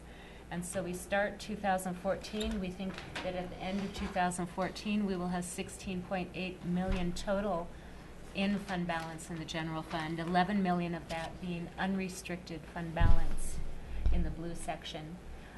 It drops down as we're beginning to spend more with our capital plan, and then drops down, of course, even further with the use of 5.5 million in unrestricted fund balance being moved into capital and then spent on our facilities modernization. And so our low point is in 2016 with 10.5 million, but then we do predict that in the years to come we will not be spending more than we're taking in. We will have excess revenue over our expenditures, and again we'll begin to build those fund balances back up, and then probably at some point in the future address other larger capital projects too. Any questions on the fund balances? And I would just note for the board, everything above that green bar by GFOA standards is considered healthy. So we're, and Rob, that kind of gets to your point, I think, of what you were looking for, because we've adjusted that by the 16.7% now by GFOA of fund balance to appropriations. And so we've accounted for that. So it kind of answers your question. Our healthy levels, or what we consider our discretionary levels for operations and capital, are in that blue and red, and that those are all indicate good health and fund balance. And I think you said 11 million at the end of 2004 discretionary, but capital is really discretionary as well, isn't it? That's correct. So it's 12 million is discretionary. Mhm. We just color them so they're easy to keep track of. Now we come to our first decision point, which is our general fund capital plan. We've talked in some detail today about different parts of this capital plan, our roads, our vehicle acquisitions, and the different facilities projects that we have included here. For revenues to support these projects, we have 52% of our sales tax. And in addition to that, there are some other minor revenues, the road impact fees, the sale of vehicles that are coming in. We are also anticipating to transfer $5.5 million from our unrestricted general fund balance into the capital fund balance. And then, as Tom mentioned, the $12 million in COPs is included in this plan, along with the corresponding payments, the lease purchase payments. And so at this point, we'd like to know if the board conceptually agrees with this plan and would like us to move forward in this direction. What say ye, board? Steve and then Rachel. The whole budget, I mean, some people see the budget as a bunch of numbers, and I see it in a presentation like today that the budget represents service we're providing to the community. It's the roads, it's the community development, it's all the different departments that are all providing services to the citizens of the county. And our construction plan that we have, even though it's expensive, it's providing essential stuff that I see that we really need to do it, to provide the level of service and safety for the court system, and all of those different things are really important, and we can manage it with the income we have, and you guys work wonders doing, moving the different funds around, and I've noticed that we'd be spending a lot more on the construction of the new facilities, but other places that we have been spending money on, the capital expenditure is going way down, so that compensates for a lot of that, and you've just done I think a good job of figuring out how can we pay for the new facilities with by moving the money around to really focusing it where we need to. So I feel comfortable with the budget so far, like you've presented it. Rachel. Yeah, I think the big issue or question behind this is going forward with creating a debt, whether it's through bonds or the COPs, that will give us some pretty tight ending balances here. I mean, we all have to really be aware of that, because that is a kind of rollover number. And should we have something come up that we need to make repairs or something, then the next year's will be decreased by that. Now, I realize this is separate from our contingency funds, which we maintain for more catastrophic type of events. But to me, that's just the issue we all need to be fully aware of. And in the years on the board, through not a fault matter, but throughout the year, you generally end up with a few memos of interest, requests that, the plumbing has failed in this building, can you fix it? Or they really need to enlarge this doorway for ADA or something. Just things that aren't normally captured fully in the course of a budget hearing. And so I think that we should make it a little bit of a policy going forward, if those are general fund requests that we're seeing mid-year, that we show the impact on the 5-year plan, or at least going out a little bit further. But I think there will be times when we're going to get pretty close, especially you look at 2021 with a projected $373,000 margin, and if any spending decisions are made in years prior to that, that's going to be a lower number. Now, of course, I know we budget conservatively for sales tax and other growth and things like that, so it could be a brighter picture. But for me, I was just kind of looking at, well, the senior center, they're not getting any capital improvements until 2021. Is that really going to pan through, or are we going to find some flooring needs to be replaced or something to keep it up to the standards? So for the snapshot in time that it is today, this is a very thoughtful budget. It enables us to do long overdue needed improvements to facilities. But it is going to be tight in those out years, and I think any unanticipated capital requests are going to have to really demonstrate their impact on the long-range plan in the future. George.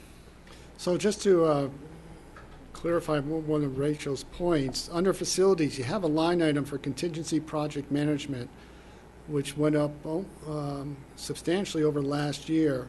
So that not only includes contingency for the new facilities, but also address any possible maintenance that we may see in the other facilities? It's simply a formula. It's taking 15% of the facilities expenditures that are budgeted for that particular year.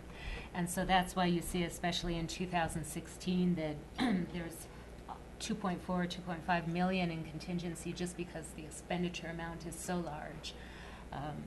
We anticipate that we won't spend all of that, but it's there as a backup.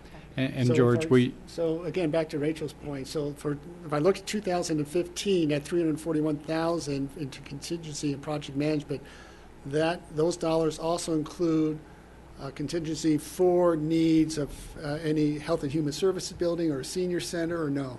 Well, the funding is available if we don't need it on another project, and from time to time we would come back and say we want to shift and do these other projects. So right now that 15% would be available. Frankly,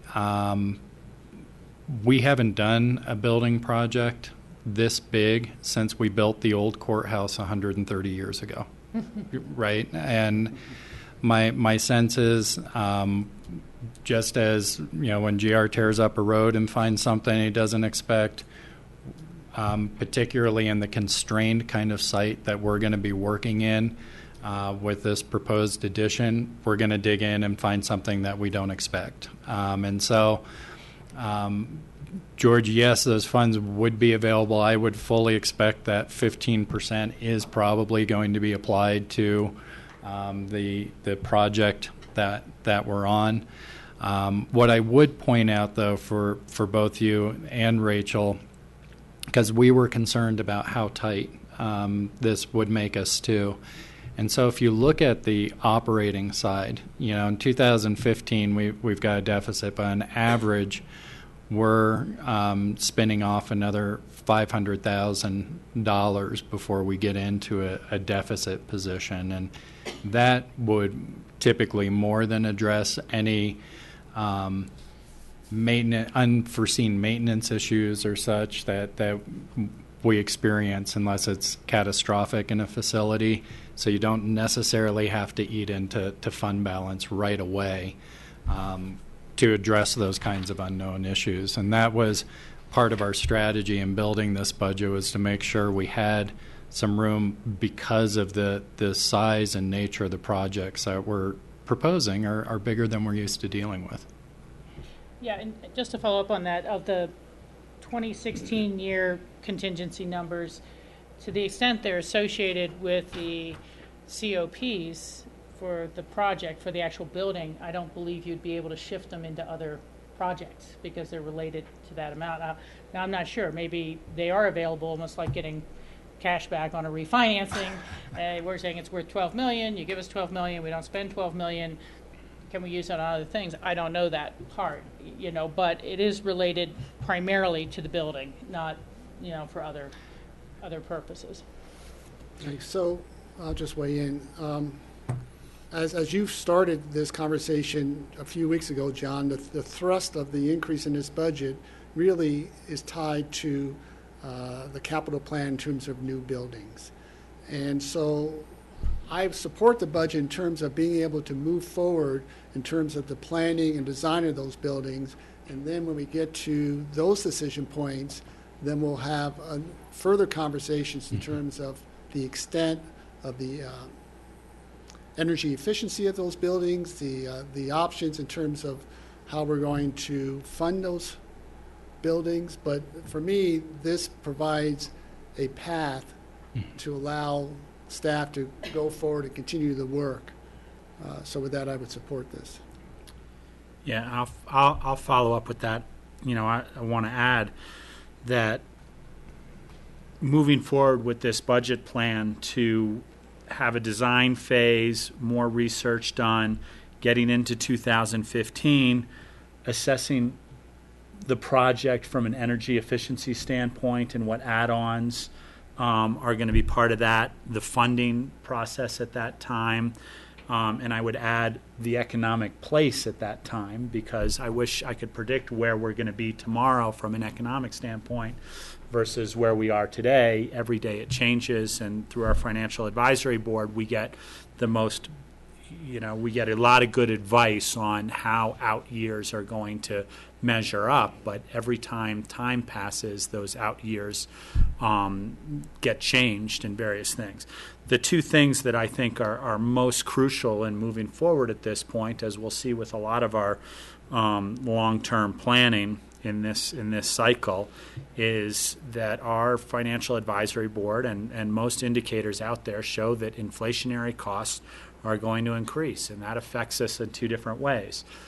The rate of which we can borrow from on something like these certificates of participation, and the cost of construction, and having those double whammies of both of those go up at a high percentage in the out years, the sooner we do some of that. I would like to note also that if you look at these two last, this slide and the slide right before, this decision-making point, and that's good to stay on this one, that decision-making point that we're looking at right now is the red. It's not the blue, green, yellow, or green. It's just the red. And that what's listed in this chart is operations, which I think is a little deceiving. I like how it's listed a little bit better in our proposed general fund capital plan, which is a transfer from general fund restricted fund balance. That's not really the cost of operations, that blue line. That's the fund dedicated towards operations and the balance in that fund. Operations actually costs a lot more than that, but that's a percentage of the total expenditures that go towards operations, things like staff, labor, those sorts of things. So that's also part of our safety net, that blue. It's fund balance. It's money that's in the bank, money that's in the bank that's earning 1% basically at this point. We do see that increasing a little bit down the road, but right now I think it's a little bit above 1% as a total. If you averaged in all the places we have that money invested. So what we're really looking at this decision-making point is the effects of that red line. And as you can see, we do a big transfer to it in the first year to kind of get this project rolling, to have money available for the design thing before the certificates of participation. And then that red line actually starts to grow down the road. So does the blue line. So, like I said, I think I'm in the same position as George, and what Rachel had stated, that obviously after the design phase and as that moves along, we need to take a closer look at it. But this is a good plan moving forward, and it was a lot of good work by our staff.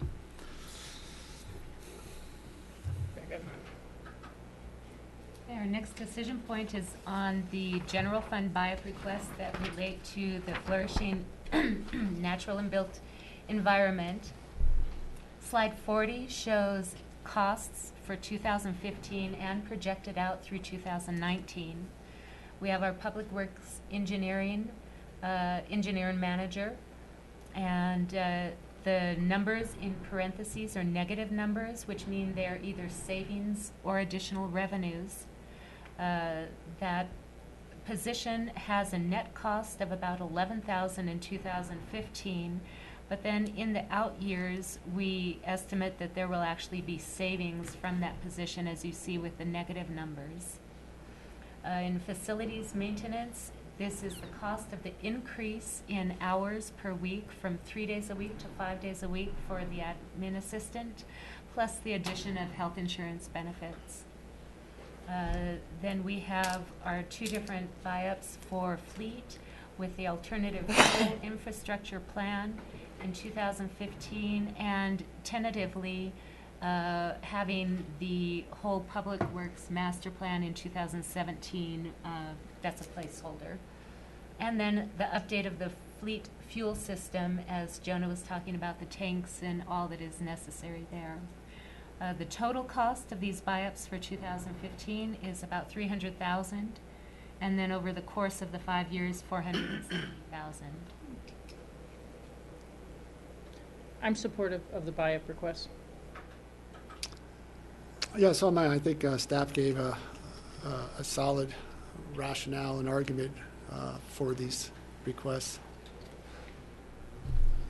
Yeah, I'm in support of them, and I would just reiterate what I said earlier. I think these buy-up requests really reflect a trust in the staff that they are moving forward with very cost-efficient ways of managing our budgets. And then we also have a pending buy-up request, which is, I guess, not really a decision point at this moment, but just know that this is a supplemental that could be coming back to you in the spring of 2015. And now we're moving on to another success factor in our strategic plan, conserve natural resources and environment, and we will bring open space up. Yeah, John, you're keeping an eye on time. Yeah, we're at about 8:15, so we have 45 minutes, so we'll be really fast. You can go. You can do that. All right. Well, Open Space and Trails has had a very successful 2014. We're looking forward to our 25th anniversary year next year. And really, our proposed budget doesn't have a lot of excitement in it. We want to start out, though, by kind of reviewing what we accomplished this year. And on the acquisition program, we had the historic acquisition of the Glacier Ranch in partnership with Eagle County happen right after the new year. We are already in full swing on the planning for that open space property, and we look forward to the adoption of that plan yet this year. In addition, we acquired the Moore River parcel. That was the outgrowth of our Roaring Fork Gorge management plan that identified this key in-holding, and we're happy that we were able to reach an agreement with the Moore family for the purchase of that property, so that we've now kind of consolidated that 4-mile canyon between Stein Park and Jaffe Park.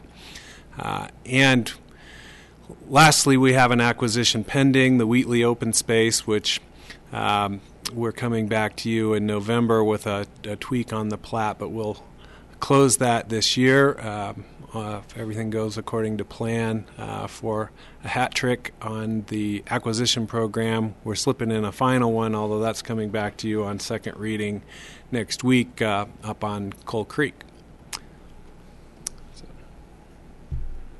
We also had a big year implementing plans on properties that had been in the portfolio for some time, and I'll let Gary work through the details on these. Sure. I mean, it was a great year for trails and parks. Obviously, the one in the middle is a great one. We've been getting great feedback on Elk Park. We were able to finish that first phase this fall. It's looking really good. Hopefully, we can get a contractor willing to do the other phase for the depot in 2015, so we can get that fully complete. A couple of the big trail projects, one of the biggest one, was the implementation of that phase 1 of the Roaring Fork Gorge, which was the Rio Grande Trail. And in that picture you can see how we separated the soft surface off to your left with a hard surface to your right. So far, we've gotten great feedback from the use separation on that. The equestrians are loving the fact they don't have the bicycles, and the bicycles are loving the fact they have a straight shot through with an asphalt surface. So that was very successful. And then we had a couple Sky Mountain Park projects. Both of them had some private funding that helped complete them both. The deadline has been a huge success. Our use numbers were much higher than we expected when we started looking at the trail counters. It's been an incredibly fun project to do with the town of Snowmass Village and the city of Aspen on that. And then that directly bumped into the ditch line project, which is a great little connection from Sky Mountain Park to the Brush Creek Trail. And amazingly, that one is going to be completely paid for by a private individual. And so all the successes that we've been doing on these trails have been leading to private funding that are helping further all of our goals and our management plans that we create. Okay, next. And we're also doing some incredible planning and habitat conservation. We get lucky and we get 4 quarterly meetings with you guys, so you guys get updated pretty regularly on this. But Smuggler Mountain has started, and we are doing about 9 acres of lodgepole habitat work, where we're going to basically clear out areas that were hit hard by the beetle, and also areas that we identified pretty close to aspen stands and other areas of disturbance, so we can create a larger disturbance in there. And we are monitoring with Colorado State University to see what comes up through the use of mechanical. And that's part of that Hunter Creek Cooperative Plan that we work with the Forest Service. This is the first time we're doing a habitat improvement project on Forest Service lands, and with funding from ACES. With funding completely from ACES. ACES is doing the funding, but it's a great partnership because the Forest Service needs a government agency to run the project. So Picken County is running the project with the city of Aspen, and ACES is going to pay for that project, and we'll get you more results as we see them next year. Sky Mountain Park is now complete. We did after we said it was going to be about 105 acres, but in the end we got about 77 acres complete due to steep slopes and, looking at, when you get in there and you're looking at it, when you start clearing out some areas looked really nice, and we kept those mature areas that really didn't need the habitat improvement. So we've got monitoring before. We're doing monitoring this fall right after. We're going to be doing monitoring next year, and then we'll monitor again in 4 years and 10 years to see how this project is moving. The great thing is I've been up there a lot looking at the project, and the deer at least have extremely been very happy with this new project because there's all this new stuff for them to eat underneath because the machines didn't get all the way to the bottom. So that's been a really successful project. And then Dale mentioned the glacier planning process. We're working through that right now. Hopefully we will have that complete by the end of the year, and we'll be able to implement next year. It's a great project that has a lot of our open space values of wildlife, recreation, and agriculture and scenic. And then the other big one that we're working on right now is an update to the North Star Management Plan.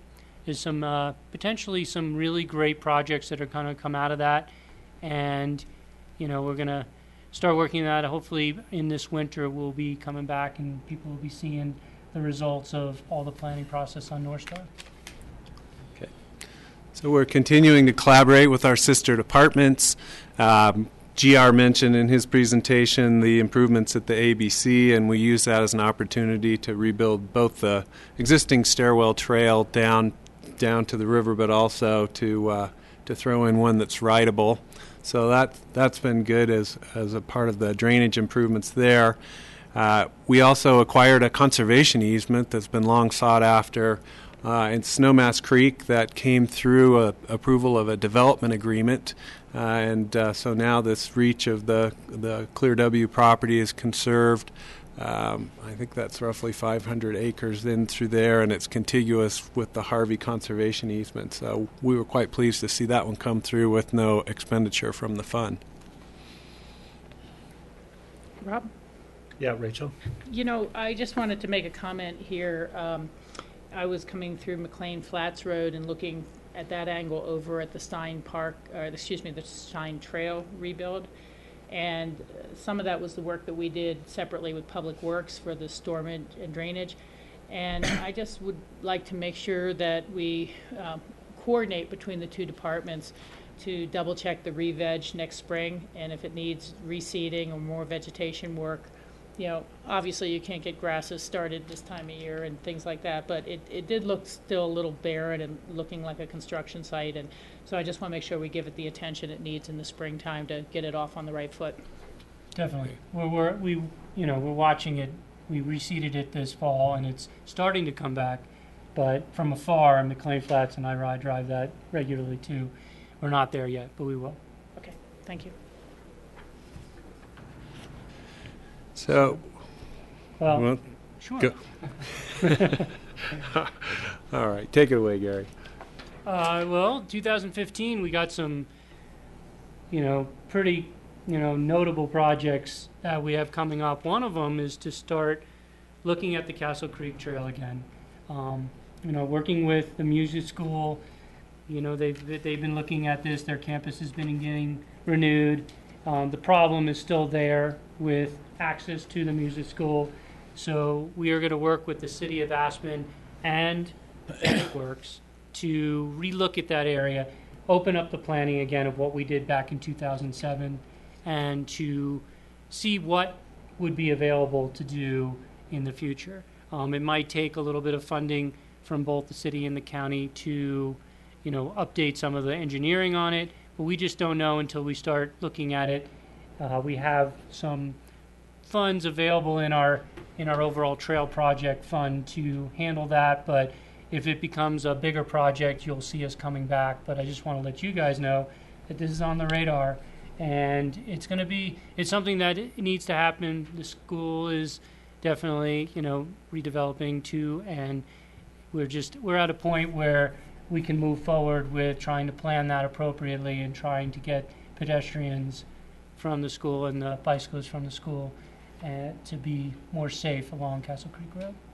When we get to our long-range plan, some of the capacity that we've been saving is definitely intended to implement this Castle Creek Trail plan once we've got this design reestablished. And then the Elk Park, obviously we talked about earlier. Hopefully we'll get that under contract this winter and ready to go in the spring. The Hummingbird Trail was a project from this year that we didn't quite get to. We're going to start that up in the spring. It took a while to get through the Forest Service final approval process of that, and and it's just basically weather at this time of year, so we're going to get that going. That's a great collaboration with the city on that one. And then the North North Star plan, we met last week with the Healthy Rivers Board.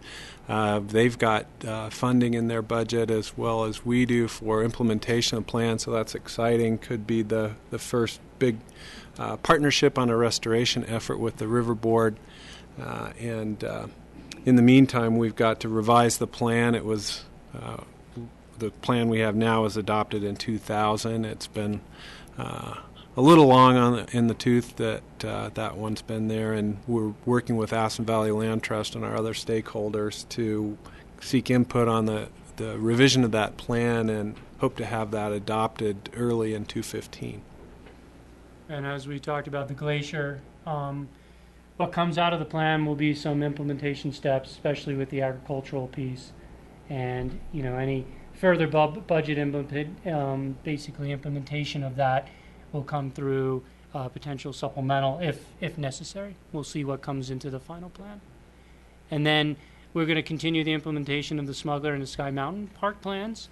Basically in Smuggler Mountain, we're going to work with ACES again on some habitat improvement projects up on Smuggler Mountain and on the Forest Service in Hunter Creek. Basically, we're going to be focusing on mountain shrub treatments, and we are potentially looking at future potential of a prescribed burn up in the Hunter Creek area. We've been working very hard to, document what mechanical can do, but, fire has always been proven to do the best restoration for it, and we'll see if that could be implemented. We're also working with the Nature Conservancy and obviously the Forest Service on that. A lot more to come. We're not even close. But just wanted to give you a heads up that we're starting to thinking about more natural process up there, which will be a really cool thing to see. And then on Sky Mountain Park, we have some ponds that were created by the former owner, and those irrigation ponds are no longer needed. So let's return that back to habitat. Let's restore that meadow. We're going to get the plans going for that next year, and if we can do it in-house, we can. If we need to do a larger project, we will potentially come back, but we're going to plan it next year and get that one moving. And also all the monitoring we do on Sky Mountain Park, not only for the habitat improvement projects we did, but the original monitoring we did when we purchased the property. We're going to re-monitoring that stuff. On this, Rachel, and then George. I was just going to say on that restoration of ponds into habitat, make sure you're checking with John Ely on any of the water rights to see if they were not augmentation ponds that are necessary to be able to pull water for the irrigation we are doing. So, thanks.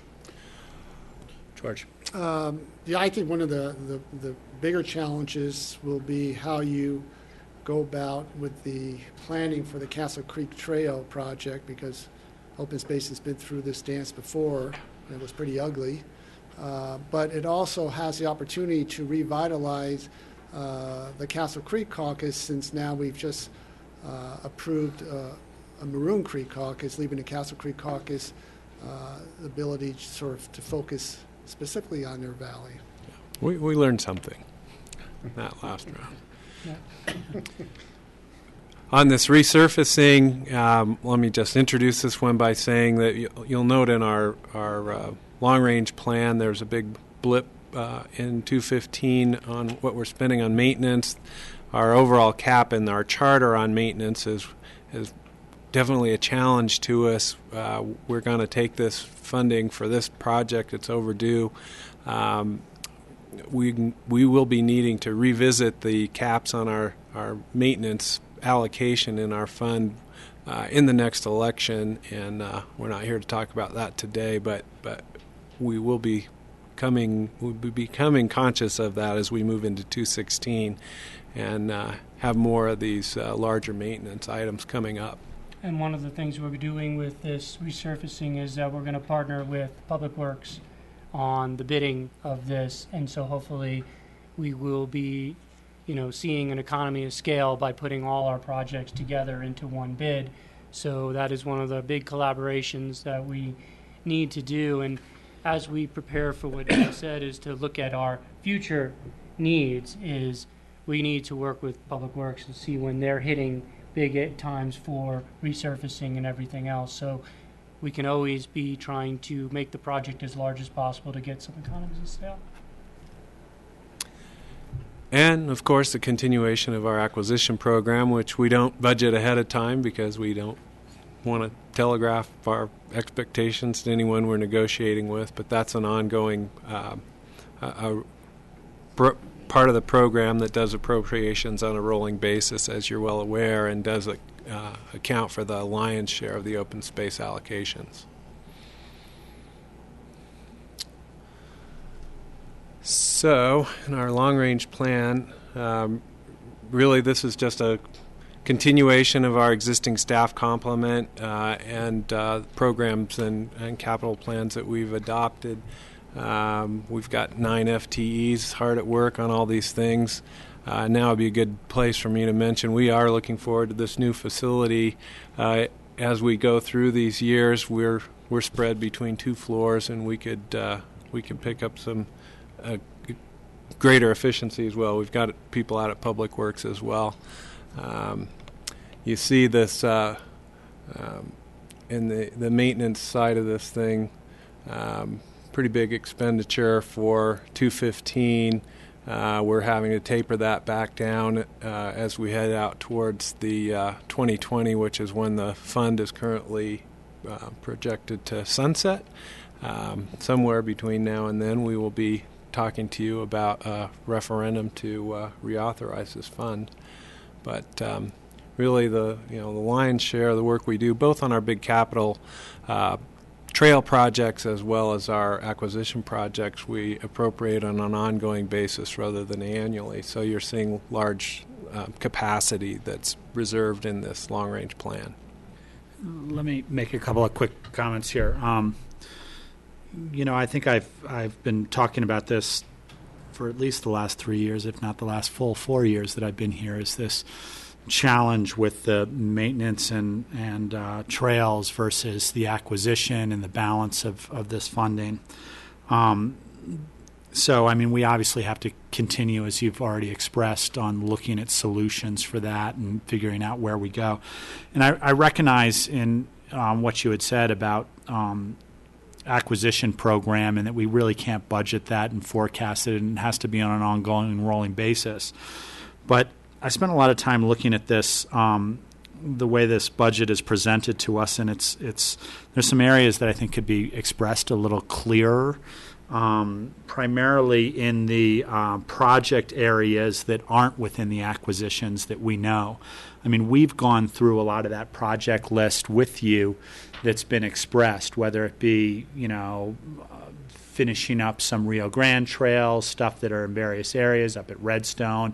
And a lot of those expenditures we know for at least 2015, if not, we've got some expenditures here in 2016 as well. It would be nice to kind of see it like our roads budget with those projects outlined and what the individual expenditures are for the various projects. Also, how administration works into it. It was really, and it still is a little confusing, maybe you can speak to it a little bit, how that annual revenue from administration comes in. On the other ones, you've got maintenance 5 to 15%, you've got trails acquisition and construction 10 to 30%, and then you've got the 65 to 85 for property acquisitions. It would be nice to kind of see the full revenue of the fund balance in there, and then how the projection is to divide it up in various years moving forward. You've got that here, but it's not clear as to what's what. Does that make sense? The two requests that I'm asking there, one, the projects that we know where we're kind of queuing up in various years down the road. We might put a little place setter like we do for roads and bridges for the Castle Creek Trail planning. That might be a 2017 number, and it would be easier to kind of look at how this flows over a 5-year plan. And I totally get the acquisition thing. Right. The acquisition is just a number that's going to roll into the next year and into the next year until those opportunities come up. Right. And on the administrative side, we've been working with Tom and the way this fund is managed, but that is coming off the top before these allocations are made. So. And that's coming off to kind of create a net zero balance in that area, is the way I read this. Well, in other words, we're distributing it across the funds in accordance with these allocations in the charter. Rob, there is detail on their out-year capital plans in the capital replacement section of your budget book. There's a tab for the capital replacement schedules, and I think it's page 24 through 26. We do have it detailed. We didn't pull it into the presentation, and we can do a better job of that next time around. Yeah, and I see that, flipping back to that page.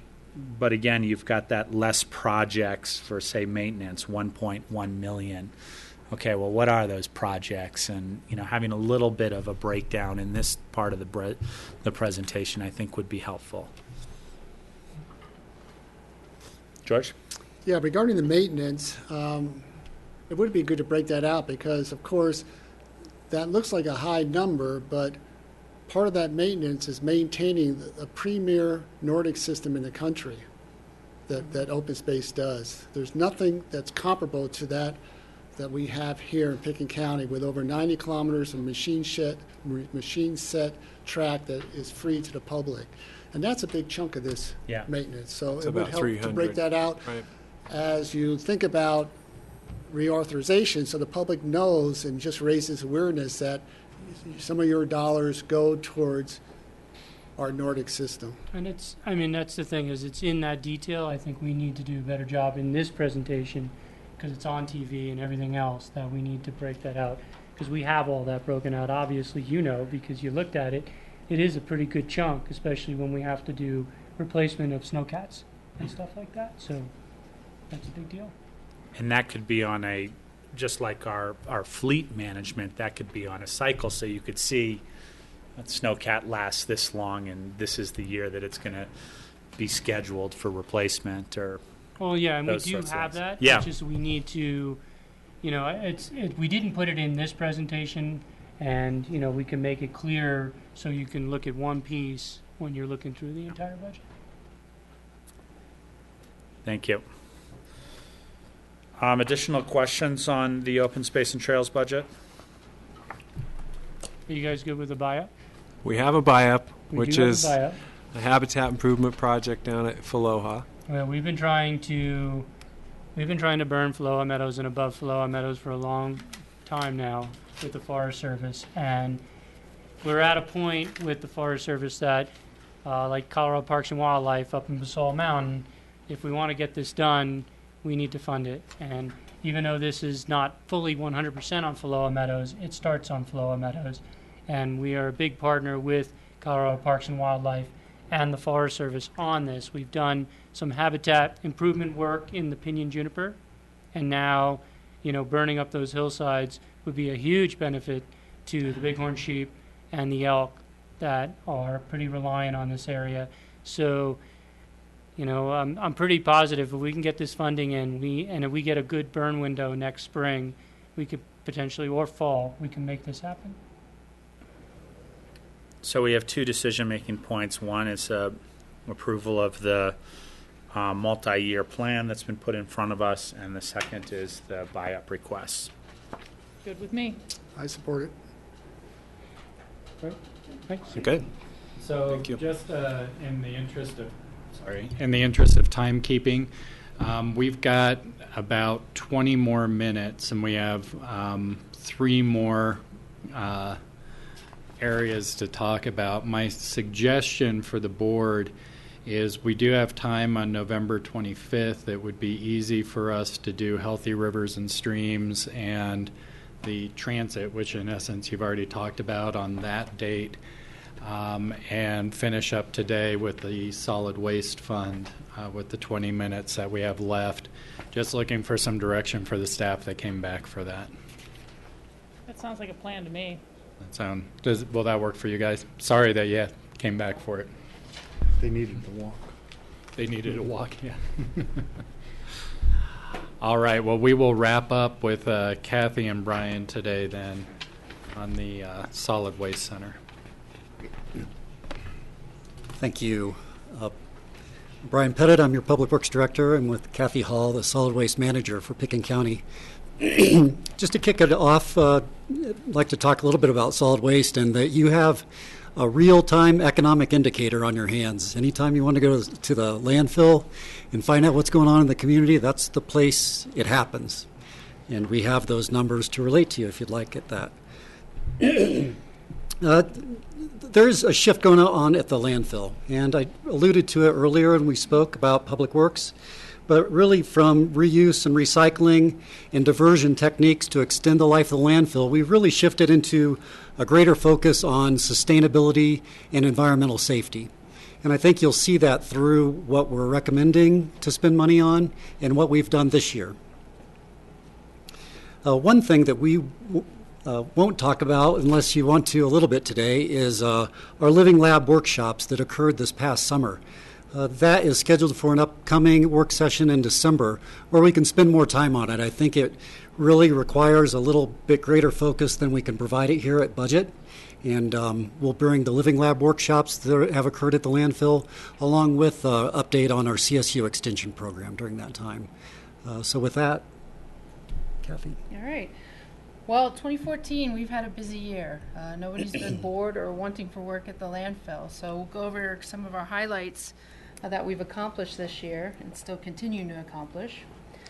The recycling center collection, privatization of that. We had a real issue with the 2 decades we were managing that before. It was a costly program. $350,000 to $400,000 a year it was costing us. Terrible inefficiency in our collection process. We were running hook trucks 2, 3, even 5 times a day up and down the valley to collect and switch out containers. And then we were also limited on the materials we collect. By switching over to a private company, Waste Management, which happened in April, we were able to save, we're estimating $214,000 annually. We've added the convenience of single stream recycling, more materials we can collect, different materials we collect. And right now we're estimating we've seen about a 20% increase in the volume coming into those recycling centers. And it also allowed us to start working with the city of Aspen on just the management of the Rio Grande Center, as well as the cost of that Rio Grande Center. In addition to another big project, we moved forward in 2014 with a landfill expansion. As we're all aware, the landfill has a limited life, and we need to maximize the life of that landfill to the extent possible. Right now we have about 20 years left. The expansion will allow us to put in another 10-year of landfill space. So that's a big one. And as we're all aware as well, there won't be another landfill in Pitkin County. Way too expensive, and these multi-million-dollar homeowners are not going to want a landfill near their properties. Another great program that we improved upon was the Household Hazardous Waste Center. As you can see from the before picture, woefully inadequate. We provide a year-round household hazardous waste collection service, but as you can see, no environmental controls, no health and safety controls. We were unable to restrict access to the public. It was constantly running people out of there who would go down there and try and grab a can of spray paint. So this year we were able to purchase the ambulance tent from the hospital for a very reasonable cost and worked with facilities to get it retrofitted for our snow and wind conditions. It improved our environmental controls and site safety. We can lock the facility at night. And the one big thing is it's allowed us space to consolidate and lab pack chemicals for shipment from our hazardous waste collections. We're estimating that's going to save about 35% in the cost of the disposal and management of those chemical wastes. So we're very proud of that facility. So a lot of hard work by Aurelio Rubio and Jed Miller to get that facility set up. In addition, we went after grants and rebates this year as well. There's a lot of programs and studies we'd like to do, but we're not necessarily funded to do that. And grants allow us that opportunity. We received a $125,000 grant from the Bureau of Reclamation, which we're just now getting started on. And that's going to allow us to study the feasibility use of that water coming off of that proposed septic wastewater treatment facility. And I think we can come up with some really cool ideas that we wouldn't normally have been able to do before. In addition, we were able to receive $20,895 in rebates from the state of Colorado for the recycling program. And that will allow us to use money for other recycling and diversion programs, or just to increase perhaps the education and outreach of our current programs. And also, we have a really great facility at the landfill, and we aren't tooting our horn enough. So this year we embarked on getting awards and recognition. And our first one we were able to accomplish, we got silver status in the Colorado Environmental Leadership Program. And that is going to measure our diversion goals, our recycling, any sustainability programs that we have. And then next year we're going to shoot for gold. You can't get gold in your first year. We have to set in measurable benchmarks to test that against. So look for a gold banner like Aspen has. And other highlights, we're constantly being asked by the public for more education and outreach on diversion. It's easy for the public to put their trash out at the curb and watch it go away. But there are big impacts when you don't really realize how your trash is impacting our landfill. And so we partnered this year with the City of Aspen, CORE, and Aspen Sports, and held a movie screening. It was called Trash, starred Jeremy Irons, and it discussed consumerism in our purchasing and how it affects the solid waste systems around the world. and it was attended by 150 people, big popular program. And then we also did a ski collection and snowboard collection outside of the event, and those were sent for reuse and recycling. We're planning another one of those movie screenings called Taste the Waste on November 19th, and that is focusing on our food waste habits and how much food we waste and how it impacts the solid waste system. So sort of getting into our initiatives. Again, we're going to continue with the landfill expansion. That'll be about an 18-month process we're looking at. And then, as GR mentioned before, the septic system issue in the Pitkin County. We have an estimated 3,000 septic systems just in Pitkin County alone, and there is no up-valley treatment facility for those systems. People aren't treating them enough, and they're overflowing, causing impacts to our watershed. And it's expensive for these residents to get rid of the waste. They have to go down valley to South Canyon landfill, and it points beyond to Rifle and Silt. So we're working to continue with the permitting as well as design and engineering for that facility this year.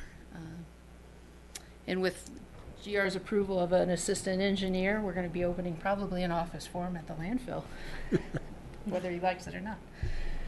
And the other issue we're dealing with is the shooting range. It's in our solid waste master plan that facility needs to move. There are numerous noise complaints from Woody Creek. It's also an environmental impact. We have lead contamination at that shooting range. It's been in use for 30 years. It's never been remediated or cleaned, so we need to look at that. And also it's our number one priority spot where we're looking to put the wastewater treatment plant. So we're beginning to work with the public safety groups and determining to move that shooting range to another area on the landfill, as well as remediating and doing a corrective action plan for the current shooting range.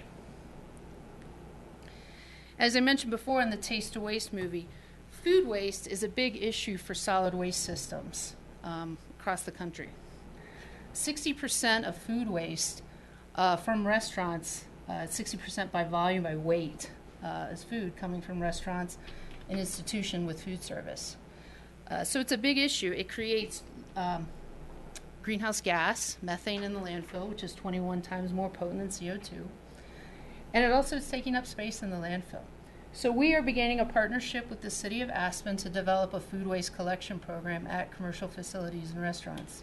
And currently right now we have the St. Regis signed on, Little Nell, the Aspen Club, the airport, and the jail. So, and we're looking to grow that. We think once we get these systems in place and collections in place, we'll see more restaurants and food institutions joining in. In addition, again, for the demand for education and outreach for our diversion programs and solid waste, we are developing an application for an iPad or some type of tablet or even an iPhone on composting. It's an online app. We'll be introducing Wooly the Mammoth with his sidekick, Willie the Prospector, I believe his name's called. And it's an education for classrooms, middle school, on how compost works, how to do a composting program, and the benefits of compost. So we're going to be seeing that released in full probably in early 2015. It's being tested now by teachers, and they're kind of giving us some hints and advice and some comments. So it's really exciting, and you'll, I think, like Wooly the Mammoth. He's adorable. Electronics. In July 2013, the state of Colorado banned all electronics from entering the landfill. So we're looking at an in-house opportunity to recycle and reclaim those electronics materials, break it down on site, the different pieces, and getting it to market directly. We currently have a very robust electronics recycling collection program. It's shipped off-site. It's hauled down the road, it's hauled to Denver, it's hauled to Grand Junction for another company to break down and receive the benefits of that brokering of the materials. We're looking to start a program to do it on site. And in an unrelated kind of benefit, people with cognitive disabilities in the Valley have a high unemployment rate. So we're looking to shadow of the program called VERN down in Colorado Springs, in which they employ people with cognitive disabilities to break down those electronics. So that's really a double benefit. We improve the efficiency of electronics recycling and provide employment to people that need employment. And then on the landfill, yes, I'm sorry. Can I add, not that you don't have a long enough list, but as you're moving into your next center layout, we talked about this briefly in the past, is that to look at an opportunity for a renewable energy resource out there, such as solar paneling, and where that might be, and if there's any opportunity for public-private partnerships and things like that. I'd like to see that added on as an initiative. Absolutely. It's going to cost you, George. It's going to cost me a couple cookies. Yeah, we have a group starting to assemble. Hurry. And then finally, on the landfill front, we are nearly full at the top working face, the top of the landfill. That's our current fill operations. We probably have about another month or two before we move the fill operations down into the aggregate area. In the meantime, the top of the landfill will remain as a working operation on top of the composting, aggregate material. And so what we have to do and what's required by the state is to put an intermediate cover on top of that landfill so that we can continue to use it for operations. So we're going to see that happen probably in the next few months as well. So any questions on the initiatives? Rachel? I just didn't see the solid waste construction in the budget under capital projects and replacements. I don't know if it's its own line item or, for the sludge facility. Oh, the sludge facilities? Yeah. Septic. It's the $732,000 cost. Okay, so it's the other department, equipment and capital. I think we should go ahead and label that as what it's going to be. We didn't pull out of it this year, and it'll be a carry forward for next year. Okay, that's what I thought. Thanks. Forward. So kind of to review our budget, we are exceeding our revenues that we projected for 2014. And the reason is, as Brian mentioned, we are a good economic indicator of what's going on in the valley. We are seeing a significant jump in construction and demolition debris coming into the landfill, as well as crushable material, and that's the rock and dirt material that comes in from excavation sites that we crush into an aggregate product. We bring in about 90,000 tons a year of material for disposal in the landfill. And previously it was about a 50-50 mix of just general solid waste to construction demolition debris. Construction demolition debris is about 65% right now to 45% MSW. And so it's contributing to why we're closing so fast on the top. And then continuing down, our total expenditures, pretty much on target for what we were planned on. However, the aggregate processing, because of that tripling of crushable material that we projected, we had to go ahead and ask for a supplemental this year to crush that aggregate. We haven't used the full $580,000 that we projected. In addition, vehicles, and I called Joan on this a couple of days ago, why we saw such a jump in our 2014 estimate of vehicle purchases. That's a lot of carry forward, he indicated, and we were able to purchase a new hook truck this year, which is on its way, with a number of attachments. And I was like, Jonah, why is it so expensive? He's like, it's really multiple vehicles in one. So it's going to replace a hook truck with the roll-off containers. We're going to have a plow, a sander, a water truck on that as well. So it's a really beneficial piece of equipment. We also purchased a used tractor to run the ag mixer we have on site for our compost. So that was added to that as well. And we're showing a few years out of deficits. However, with our very healthy revenues, and we're exceeding our revenue projections, I think you're going to see not as big of a deficit, if any at all. I think we're going to exceed and be in the positive for this year. Rachel? You know, Rob, out of respect to the city for getting to use the room, I think we really need to pack up. I do have a question I'd like to answer at our next meeting or whatever. You know, particularly it's just under the expenditures of going up so significantly, about $393,000 from last year, and it looks like a lot of that is, you know, personnel, training, and things like this. And it might very well be, you know, all fine, but I'd like to go over that in more detail than time allows us today. I think we should schedule a little more time. I've got a couple of questions and concerns and thought process, mostly about there's always so much going on at the landfill, and should there be? I'm honest. I mean, you know, let's keep our eye on the ball. You know, I think these are all great programs, and I think they should all be addressed.